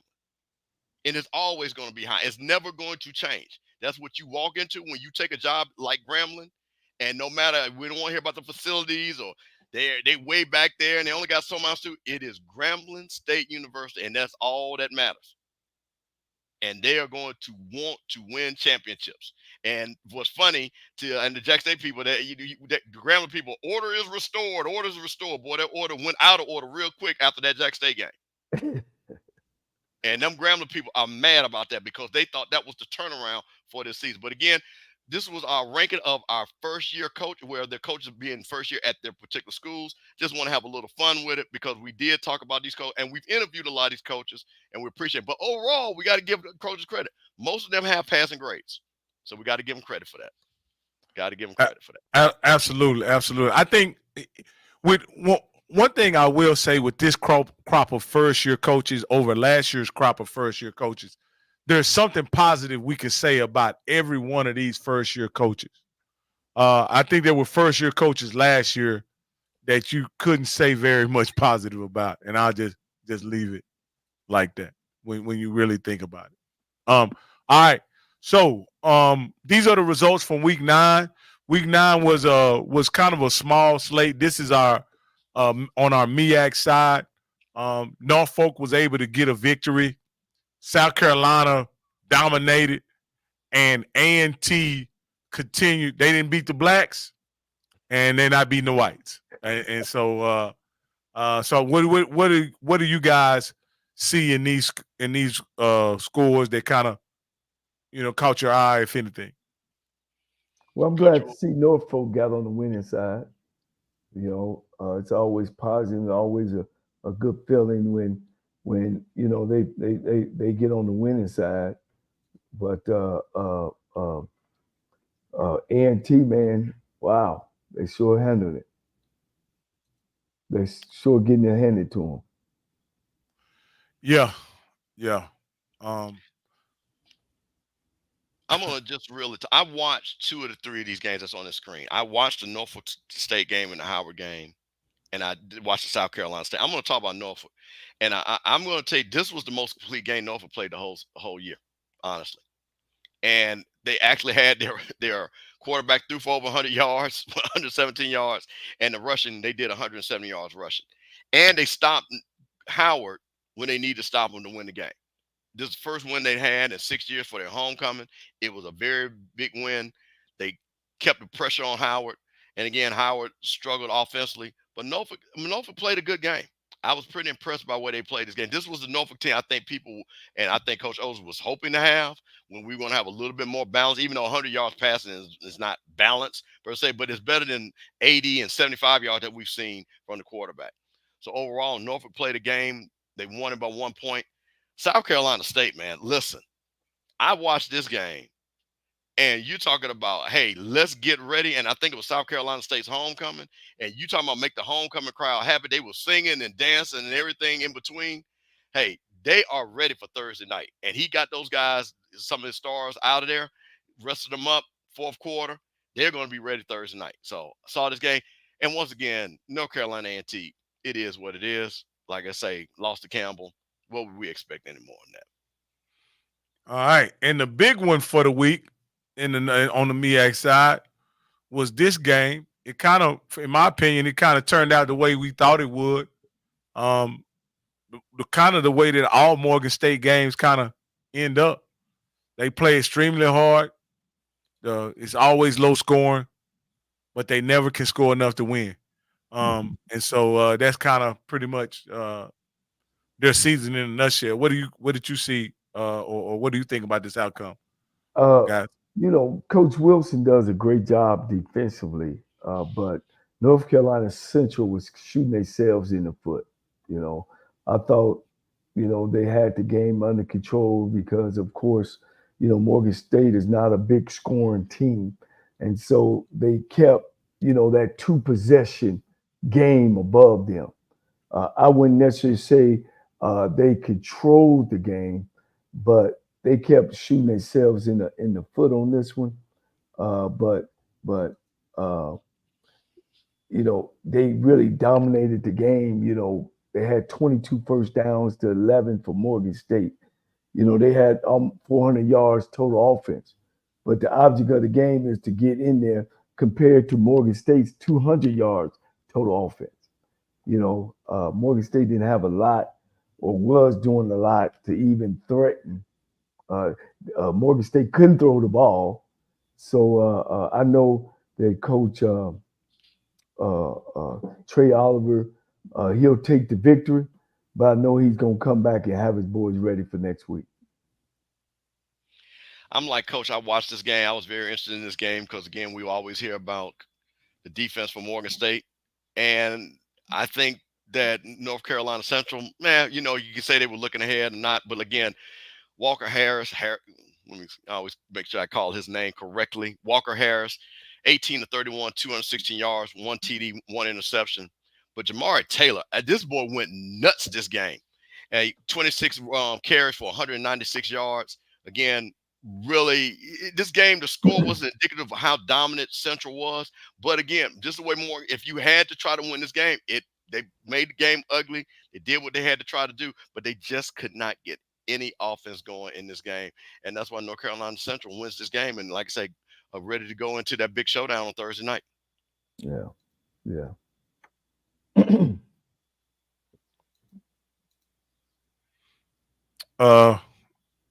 It'd be nice if I could find this, pull this screen back up. Hold on, guys. There we go. All right. Next up, these are the SWAC games that occurred last week. We can just go sweep over them. Jackson State and Bethune-Cookman. That's pretty much went the way we thought it would. Mississippi Valley and UAPB, I actually thought this game would be much more competitive than that, but it looks like It was UAP. early. I watched this game. It was early. This game was tied late, and UAPB pulled away late. I was at this Texas A&M-Commerce Prairie View game. It was their homecoming, and Prairie View pretty much handled them very, very well at the start, and pretty much until all the fans left. After halftime, and so and they kind of got some trash, some empty calories, and made the game closer than it was pure. But Prairie View had control of this game the entire time. And then this Alabama State, Alabama A&M game, I'm waiting for somebody to clip Alabama State with a 4-string quarterback, and it cannot, other than FAMU, it seemed like nobody else can do it. What do you guys think? Well, they're being very creative with what they have, and they're playing great defense. So that makes, and they got a great special team. So as long as they can play field position, and I think that's what happens. They don't get long drives. They get short drives. They score off of turnovers. They score off of keeping you backed up. And I think they're doing very well over there, Coach Robinson, with the situation they're in. Okay. Let me tell you what was interesting about this game, and this was so great about HBCU Coaches Corner. We actually had the defensive backs coach from Alabama State last week on this game. He had his defensive backs, corner blitz, safety blitz, making big plays. That defense was all over the place. They dominated this game. And once again, Alabama State, going back to their DNA, running the ball. And like I say, again, running the ball. DeQuan Kinsey, 18 carries, 156 yards. Holesclaw backed him up with 10 carries, 52 yards. And Kareem Keat, again, we talk about the 4th-string quarterback, but it looks like he's the 1st string. He's going to finish out the rest of the season. Hey, he was efficient. 14 for 20, 131 yards and 2 touchdowns. Again, Alabama State played Alabama State football. And once again, I guess, Coach, we have the same thing with Alabama A&M. Xavier Langford started the game, threw for 200 yards, 13-26, 2 touchdowns, 2 interceptions, got pulled from the game. Cornelius Brown came in with 5 of 11, 100 yards and 102 yards and 1 interception. And it looks like, again, Coach Maynard just really can't figure out what he wants to do. Now, Keenan Hambrick, 5 receptions, 139 yards, but the rushing for Alabama A&M, only 61 yards on the ground. Yeah. So, again. That's been A&M's MO, struggle, on the ground. They like to throw it around. But let me say this, because we are talking about Alabama State and we have mentioned Jackson State. And I've made statement that I felt that Alabama State might be the team to beat Jackson State, because they play great defense, because they pound, because they are a possession type team. As I say that Alabama State will be the test for Jackson State, I think.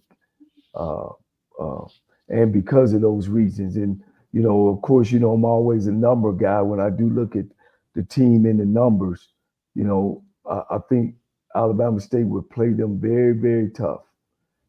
Jackson State has been turning that ball over. And the thing about what's great about Alabama State is they can stop your possessions.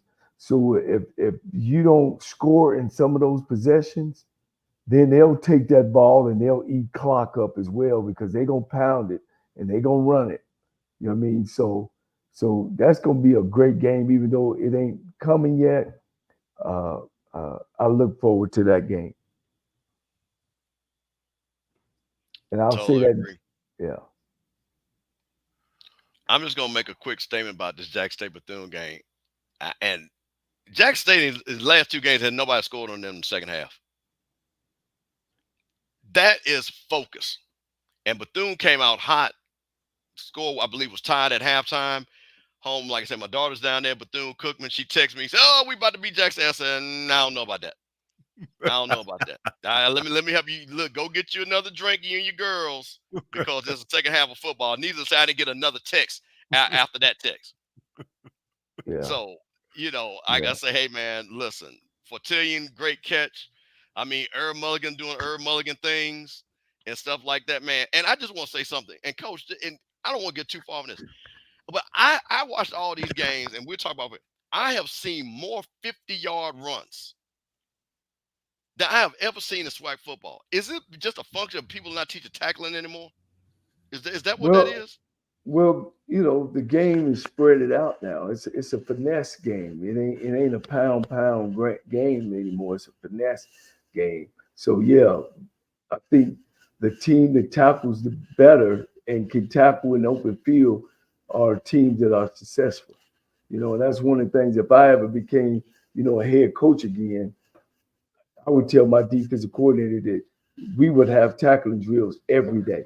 Every day. Because that's what it is. It's a spread game. You miss one tackle, he gone. And it ain't just happening in the SWAC. It's happening through college football and professional. Well, let me ask you guys this, because I didn't watch the game. You guys knew I was at Prairie View homecoming. How did Jackson State do with their turnover situation? Because I believe they have a turnover problem, though it didn't really show itself up in the FAMU game. But I believe they have a turnover problem. And can you guys tell me what was the turnover situation?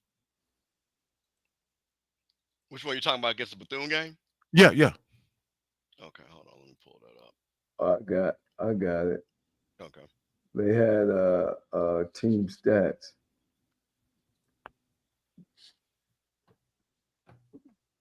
They said they didn't have any turnovers. I didn't think so. I don't know what I'm saying. Okay. Yeah, 0 turnover. Well, maybe they fixed it. Maybe they fixed it, because I believe they had a turnover problem. Like, they had several games where they were turning the ball over. Right, they have. But they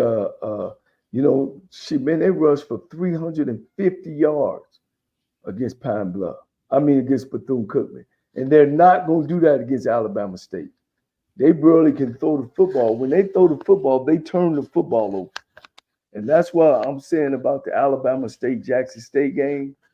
It's going to be a close game.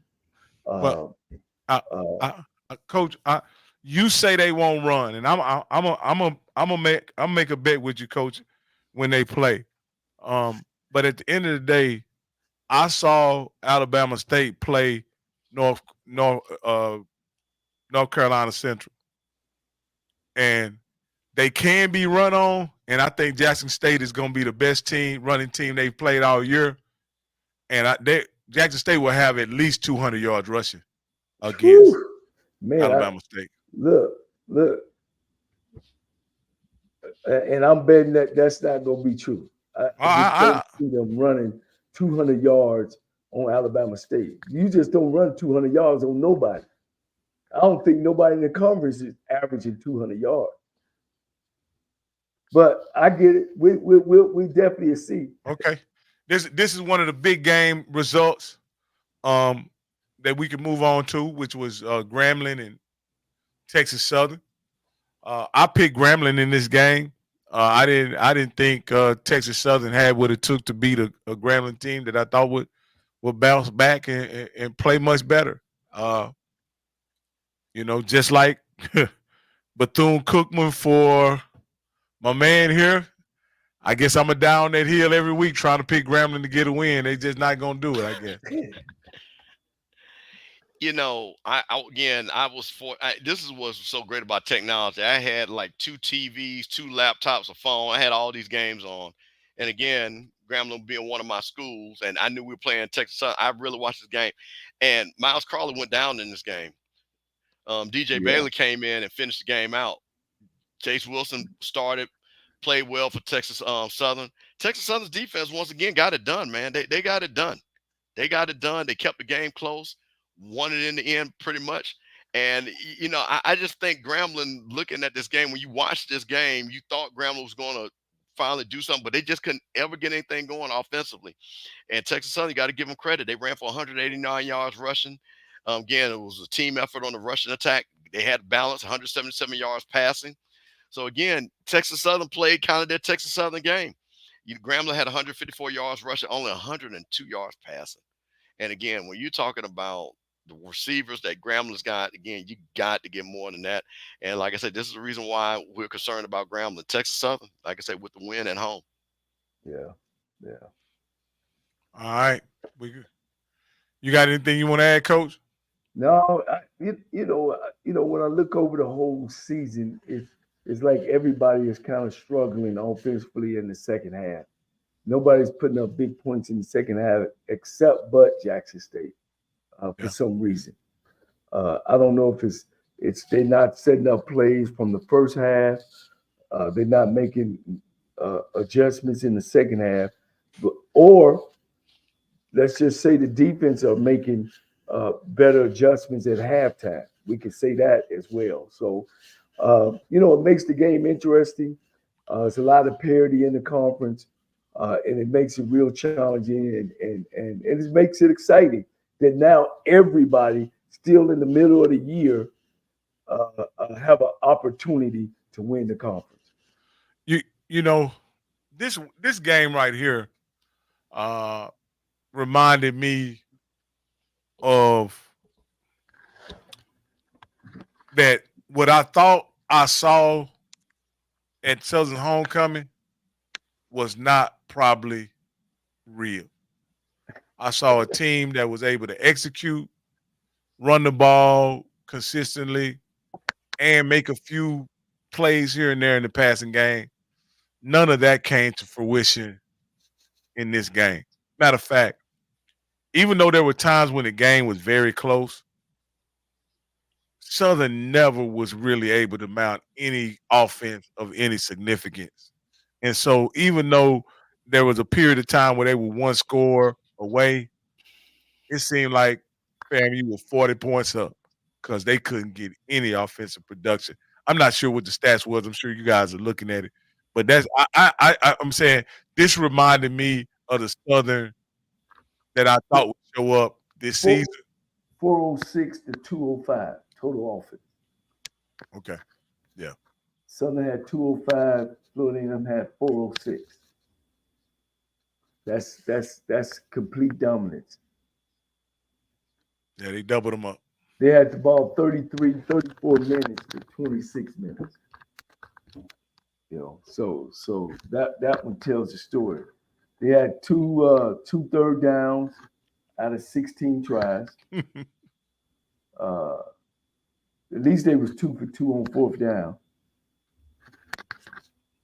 They passed for 83 yards and they rushed for 122. How many completions that they has? Because I'm trying to remember how many completed passes. 11 to 27. Yeah. You know, go ahead, Coach. No, please. Go ahead. You know, I can't say enough about Florida A&M. I don't know. Maybe my expectations was a little higher. I'm gonna say it was. You throw the ball 34 times. You complete 26 of your passes. That's exceptional. But you only scored 24 points. They suck in the red zone. I'm gonna be honest with you. Yeah, I just don't. Now, I will say they're running the first touchdown. I think they scored. They ran one of Willie's plays. One. Why y'all keep saying that? Willie's play. Am I lying? Let me say this. I'm gonna not cut you off, Rocky, but what I will say, and to tie in this was, I mean, there was a lot of outrage from the FAMU community about what this team is. And what was interesting, this team is a passing team, it's not a running team. And they came out actually throwing the ball, throwing it around the yard, looking like, okay, now we see some potential here where the offense is moving. And again, mistakes. And then out of nowhere, Junior comes into the game when Richardson was kind of cooking. And I think that had to reset the whole team. Again, the offense, this is going to be one of those, and again, we'll see what happens at the end of the season. But when you see a guy like Gassett and Ace Cobb, these guys can go get it. And again, we're running stretch plays. you know, 4th down and inches we don't go for, but 4th and 3 we do.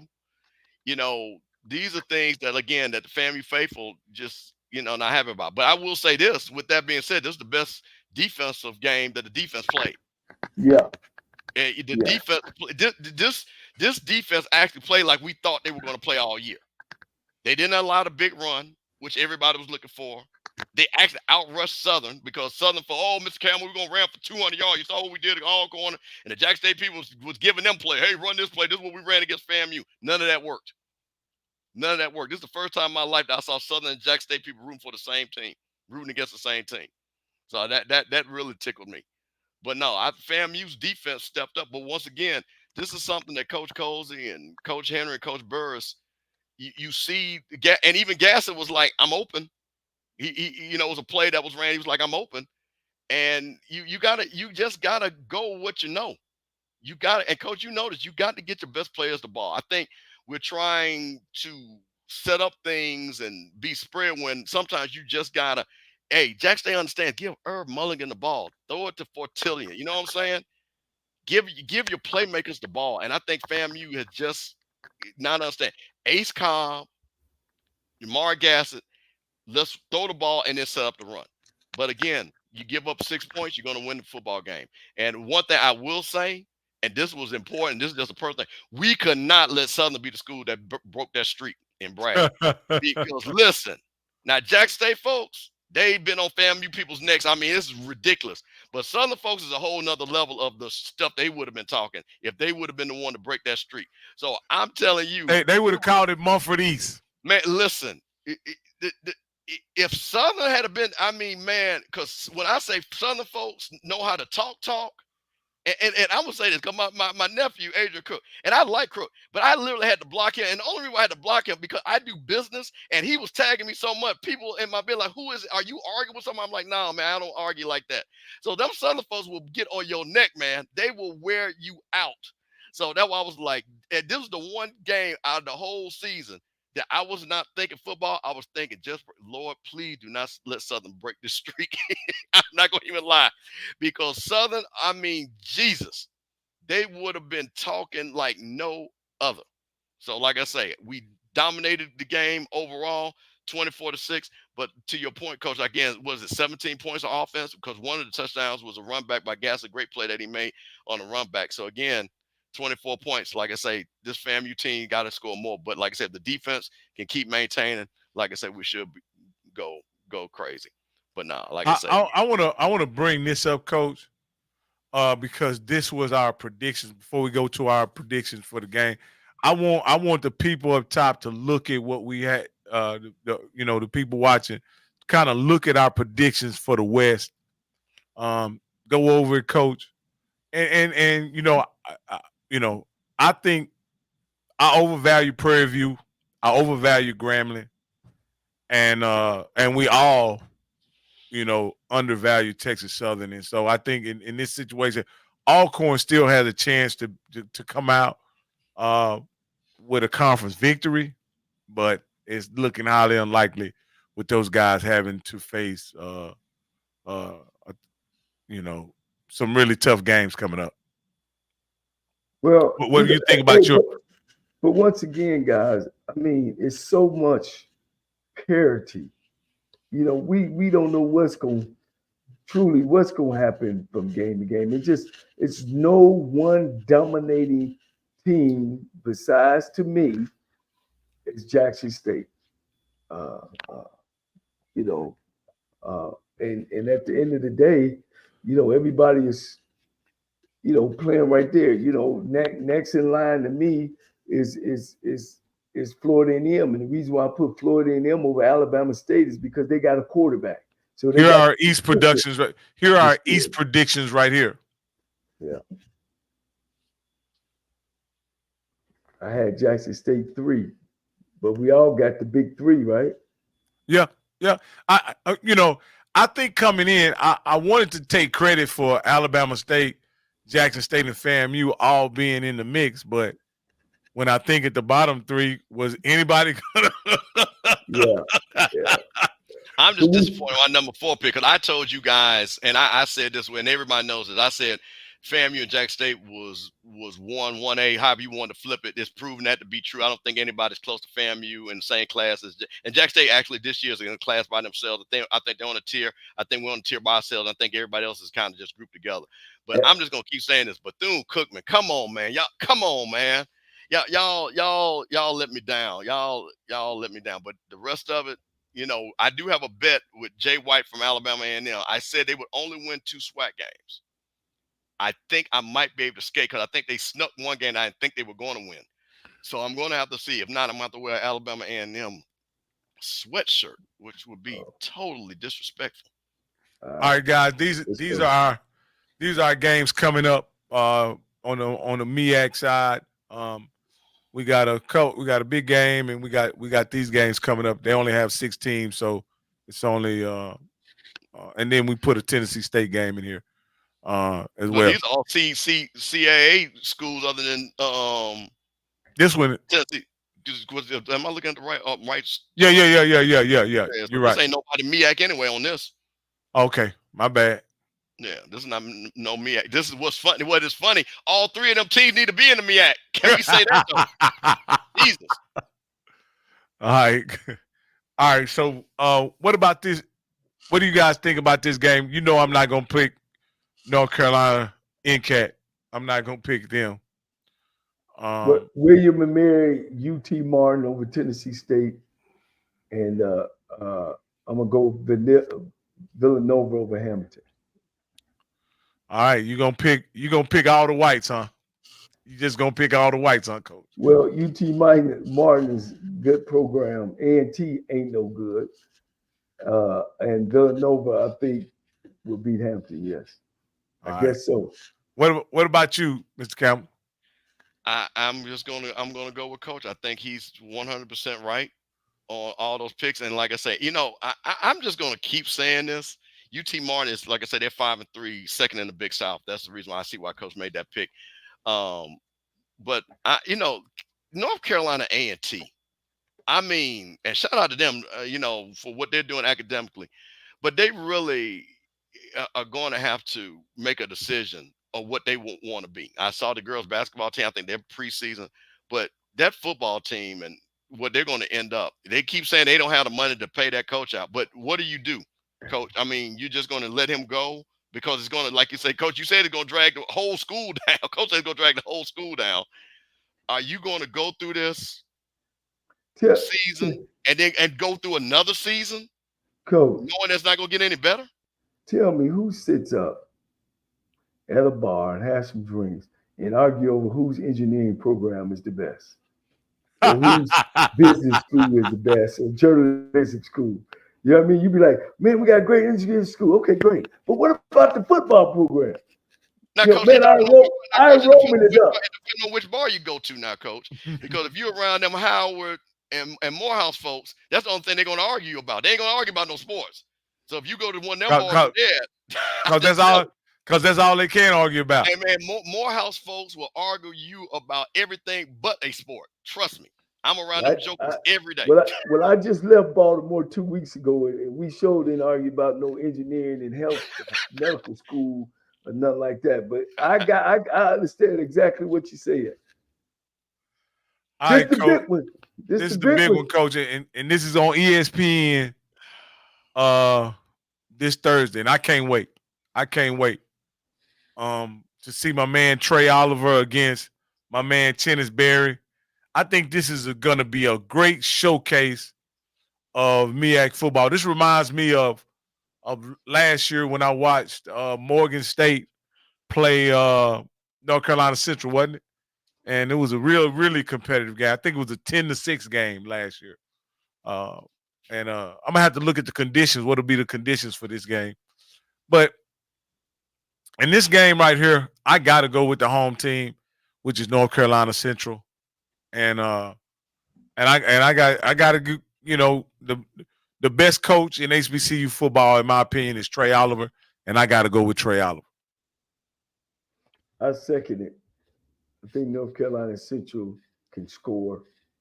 South Carolina State, you know, they're going to run the ball. They're going to play solid defense. But I see Trey Oliver getting in the end zone more than them. So North Carolina. So Zach tells us that NCCU isn't the home team.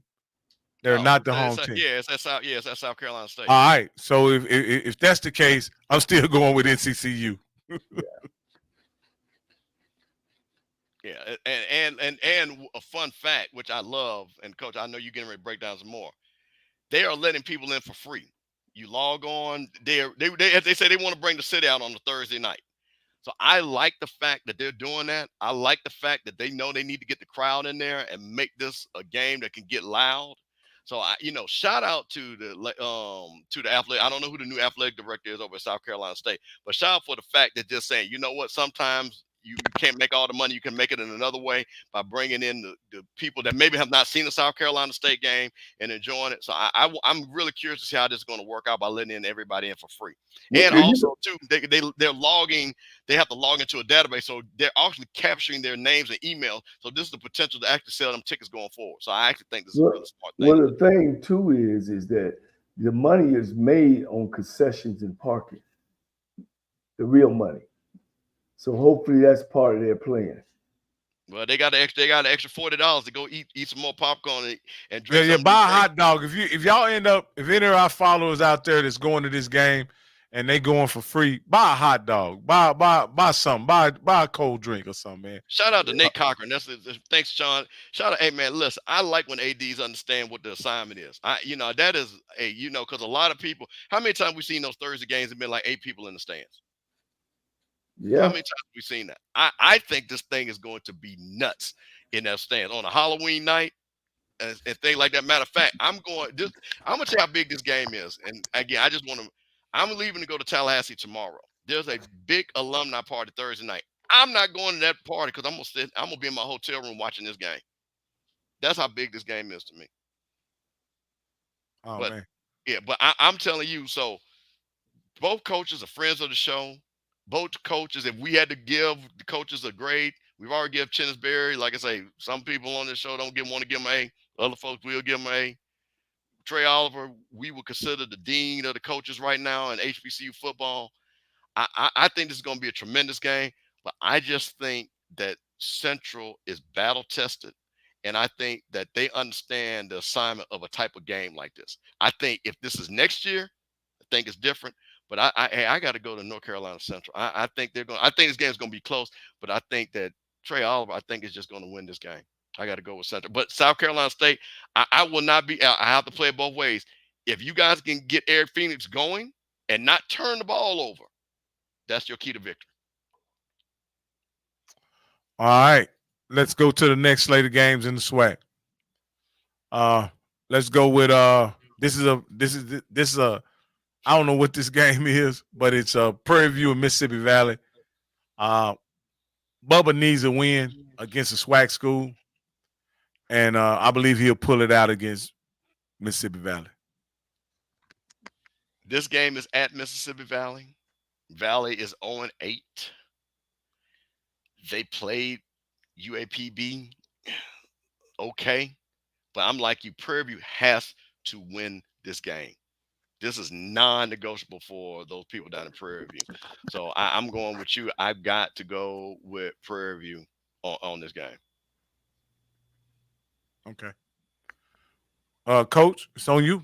Yeah, you got to go with Prairie View. All right. Is there any question with UAPB and Jackson State? Anybody want to put up any? Man, listen, they're going to – that boom is going to be booming. Alumni J sets are coming out. The alumni band is coming out. They're going to have about 45, 50,000 people strong. They're going to put up 50 points in this game. They're not going to mess around with UAPB. Yeah. Okay. All right. I agree. And here, another friend of the show, another guy who really needs a win, Coach Mickey Josephs, travels down to Daytona to get a try to get a victory against Bethune-Cookman. Bethune-Cookman got a victory against Mississippi Valley last week. I just don't see the G-men losing this game, to be honest with you. I got to take the G-men on this one. Woo! I'm going to take the upset of Bethune over Grambling. With Grambling losing his quarterback, we'll find out how his health is he coming back or not? If he don't come back, I'll take Bethune. Listen, you coach said it. Lost their quarterback. Bethune switched to their quarterback. Sprague looked good for a half. Grambling, this is danger time for Grambling. And what the fun fact is, Bethune, when Grambling was making their run, they were the only HBCU that actually beat them down the ground. I was at that game. It was pretty amazing. I think it was 2017 when they beat them. This is in Bethune. I had Grambling win this game when I first looked at this, but something's telling me that Bethune is going to win this game, a close game. And I can't believe I'm saying this because, like I said, I'm a G fan, but I think Bethune is going to win this game because I think Grambling is in a little bit of disarray. I'm going to have to go Bethune. Yeah, they saying Crowley might be out 2 to 3 weeks. Yeah. Yep. Yeah. All right. This next one, I think it almost made the big game list because Southern needs this game. If Southern doesn't get this game, all the work they did in the first half of the season is all for naught, because that would potentially put them behind Alcorn and looking up at Alcorn State. I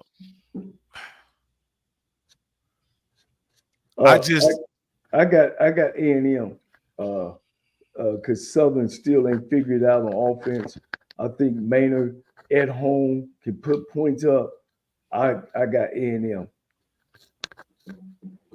Well, go ahead, Mr. Campbell. Now, this is one of those. I think I'm undefeated in all my bets. I made 2 bets this year. I bet my nephew Teldrin that Southern would not make it to the SWAC championship game. I bet him $200, and then I made a bet about winning a sweatshirt Alabama A&M. So this is my bet game. So for me, my pocketbook says I need Alabama A&M to win this game to save potentially Southern not getting to the championship game. But A&M again has just looked totally inconsistent. Southern, I think their quarterback, I think Southern can't score. Again, I think you talking about our offense. Clearly, Southern offense has been doing about smoke and mirrors. I think Maynard pulls this game out. I think Alabama A&M. I know this doesn't sound right, but I think Alabama A&M wins this game.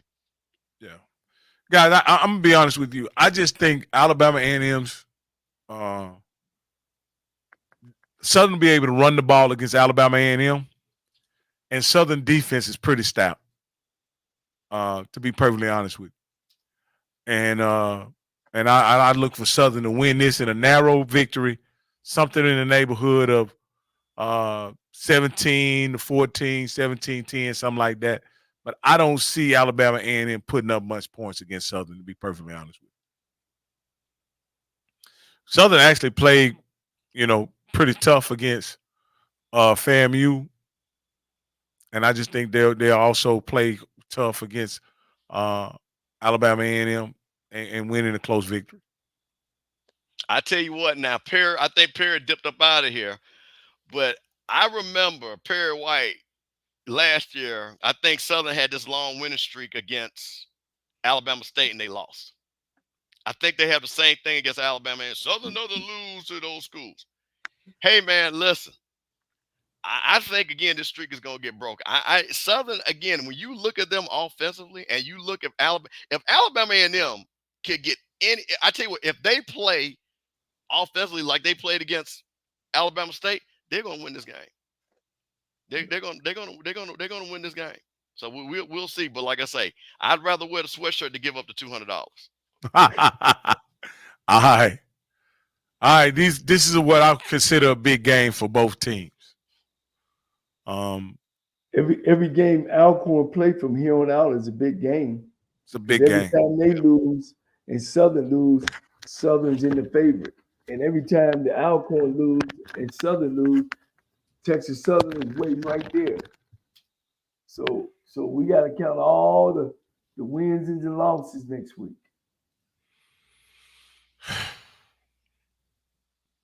Man, I've looked at this game. I just don't know who to pick in this game. And if I could pick a tie, I'd pick a tie. but I know it won't be in a tie. I just got to go with the best unit on the field, and it's Alabama State's defense.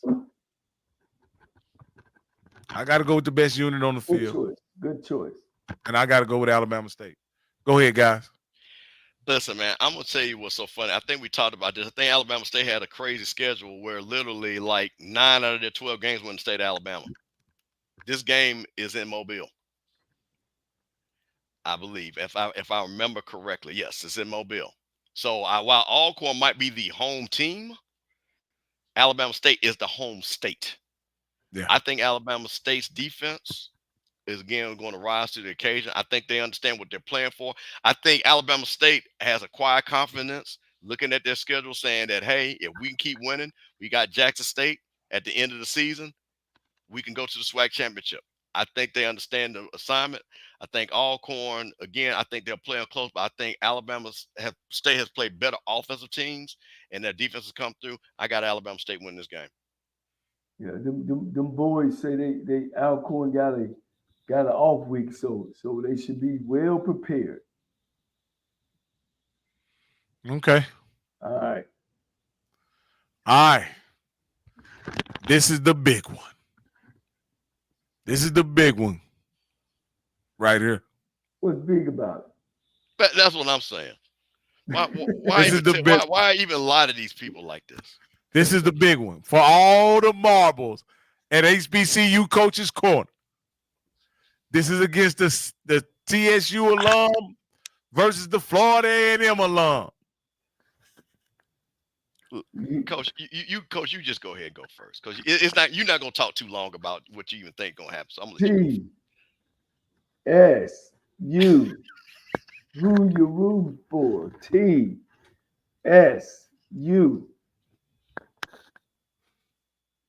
It's gonna be a close one. But I got Florida A&M at Florida A&M. 17-7. Whew. Man. Well, Coach, listen. 14. Yeah.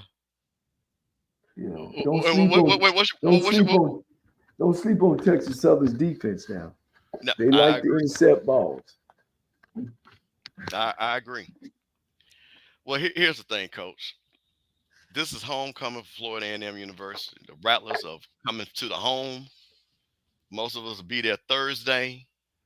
A lot of us are now talking football, which I like. Man, I haven't heard too much about the March 100 the whole season.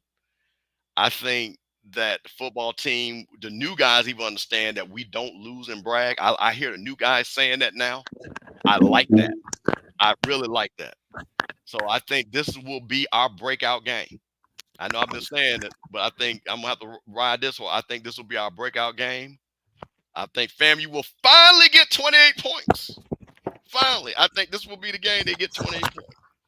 So I'm going to go FAMU 28, and I'm going to go Texas Southern. I think they'll get a late 3. I'm going to go Texas Southern 17. 28-17, the Rattlers celebrate homecoming. I'm going to be down there looking for, I got little shorty I'm looking for. She know who she is. You know what I'm saying? I already, got to find her, put her in the Escalade, let her hang out with me. Really, man? Hey, man, listen. Hey. We need to win that game. I need to get her in the Escalade, and we need to ride out. She watching the show. I saw her. She in the chat. Hey, let me ask you this here. Is this a game that y'all pull out thick 38, thick 43? Rocky, let me tell you something. One thing about FAMU homecoming, it's going to be thick 18 to thick 98. That's one thing about it. Hey, guys, make sure y'all keep up with them boys. He said if Texas Southern win, he gonna put $20 in our chat. Now see, this is my guy. This guy played for WC Gordon, went to Club LA. I know, and now he gonna sit up here and his hard-earned money, Jackson State alumnus, gonna put his hard-earned money on Texas Southern. I just trying to tell you, man. Look, well, I tell you one thing, Coach. That $20, you'll never see that on Super Chat. I'm gonna tell you that right. He knows that money is going to be safe. That's why he said it. He knows that money's going to be safe. Hey, them boys. Let me ask them boys this: how many does Texas Southern score? That's what I want to know. And see how much confidence you got in that. If they score under, you keep your money. If they score over, send it over. How about that? Oh, he hadn't came back. No, Well, he tried to play y'all. So that's them Jackson State education. See, you got to watch them Jackson hustlers, boy. He said, I said my money is safe. So he just played with you. You got to read that fine print from them Jackson hustlers, boy. It get you, man. It get you, boy. You know, you've been out there on Lynch Street or Maple Street Valley. He says less than 20, but I only deal with W's and L's. Oh, yeah. I get it. Yeah. You know, I'm going to take FAMU on this game, but I look forward to TSU making a spirited showing. Hopefully, they show up better than the last two times a Texas team traveled to FAMU and played. They can't do worse, to be perfectly honest with you. And so hopefully they show up a little better. But I pick FAMU to win the game.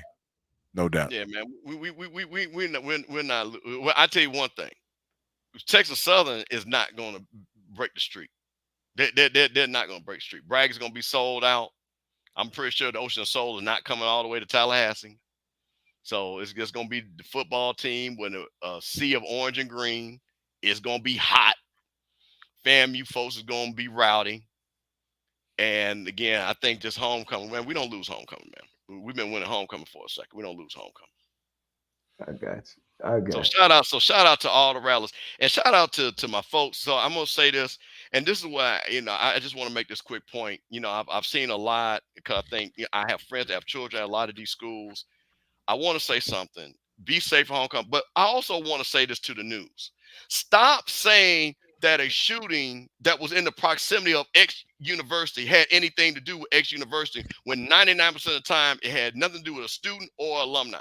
Stop trying to side associate us with violence, because we 99% of the time our students are not the ones that do it, our alumni are not the ones that do it, and then just because somebody had a party down the street and said, oh, because it's homecoming, that X school has something to do with it. So Jack State has a homecoming, FAMU has a homecoming. If something go down, it's not going to be Jack State folks. It's not going to be FAMU folks. Don't be putting that in the newspaper, because I'm tired of that, because I get all the people, oh, there's violence we need to be talking about. There is violence in all these cities, but it is not the alumni that are doing it. The alumni come to support their schools. The alumni come to give money.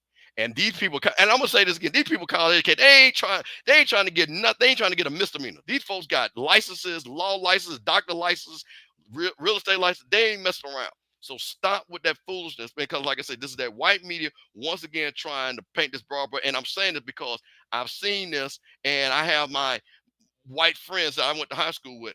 Hey man, is it going to be dangerous in Jackson this weekend? We might not be going out. Like, man, shut up with that BS, man. So I'm not going for that. So Jackson's gonna be just fine. Tallahassee is gonna be just fine. Anybody else have a homecoming is just gonna be just fine. Because it just gets on my nerves that this white media is putting in. Albany State has something, and it was teenagers. It had nothing to do with Albany State. I can't speak on the thing that happened in Central. I don't really know about that. But all the other things I have seen had nothing to do with any of our fine students and any of our fine alumni. So like I say, so stop trying to disrespect us, because we don't play that. Absolutely. Hey guys, this has been another great show, man. I'd like to ask everyone at this time, if you haven't already done it, please like and subscribe. Like and subscribe. I'm gonna put the link to our channel on this. If you happen to be watching it on Scotty's channel, I'm gonna put the link in there. And please, when you get a chance, go over there and like and subscribe. We certainly appreciate your channel. The likes and the subscriptions help the algorithm spread the news, the good news about HBCU Coaches Corner, one of the best HBCU football and sports broadcasts on YouTube, hands down. Thanks to my man, Johnny Cole, Coach Cole, and none other than the bishop himself, Mr. Campbell. So, but if y'all, I don't have anything, guys. You have anything before we wrap up? I just got one thing, Coach. I know you let it close it out. Okay. Coach is going to probably talk about this, but again, as somebody whose family marched for freedom, who understand how important voting is, I'm asking those, because I'm pretty sure majority of us have voted or will vote, but we all know somebody that will not. Please talk to them and let them understand that people died for your right. My family marched from Tougaloo all the way to the Capitol, as my grandma was saying, high heels and suits, to make sure that when I went and voted, I didn't have to worry about voting in fear. That voting means something to me. I'm 54 years old, Coach. I started voting in 1988. I haven't missed a vote because I understand how important that is. I'm not going to tell you who to vote for, even though you should know who to vote for. But what I'm asking all of you all that are HBCU supporters and alumni, make sure that your friends, and we know those people that are spreading conspiracy theories and stuff like that, talk to them, educate them, and let them know that your vote is important. Hey guys, our show will be on election day tomorrow, so I think we should suspend it. That would be my recommendation. We may be able to do it. We'll talk about if we can do it Wednesday, if in fact that works for everybody. But I know we all have different schedules, so we'll talk about it offline and figure out if we need to. We'd like to have a show next week, but if we don't, it'll be based on availability. So we'll figure it out. Yeah, I think it's only right about moving the show next week. We'll figure out whether it's Monday or Wednesday. Hopefully by Wednesday we will have a new president by Wednesday. I think it's just respectful that we don't have the show brother on next Tuesday, because everybody will be glued. That's just how big this election is, you know.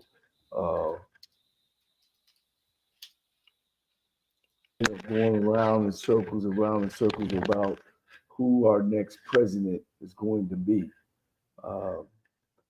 Whatever, I always look at it as whatever position that you take of who you in favor with, as far as the presidents to be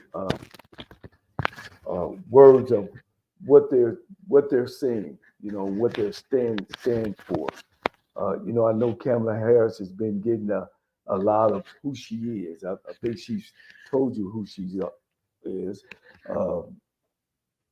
She wouldn't be qualified if she wasn't the vice president.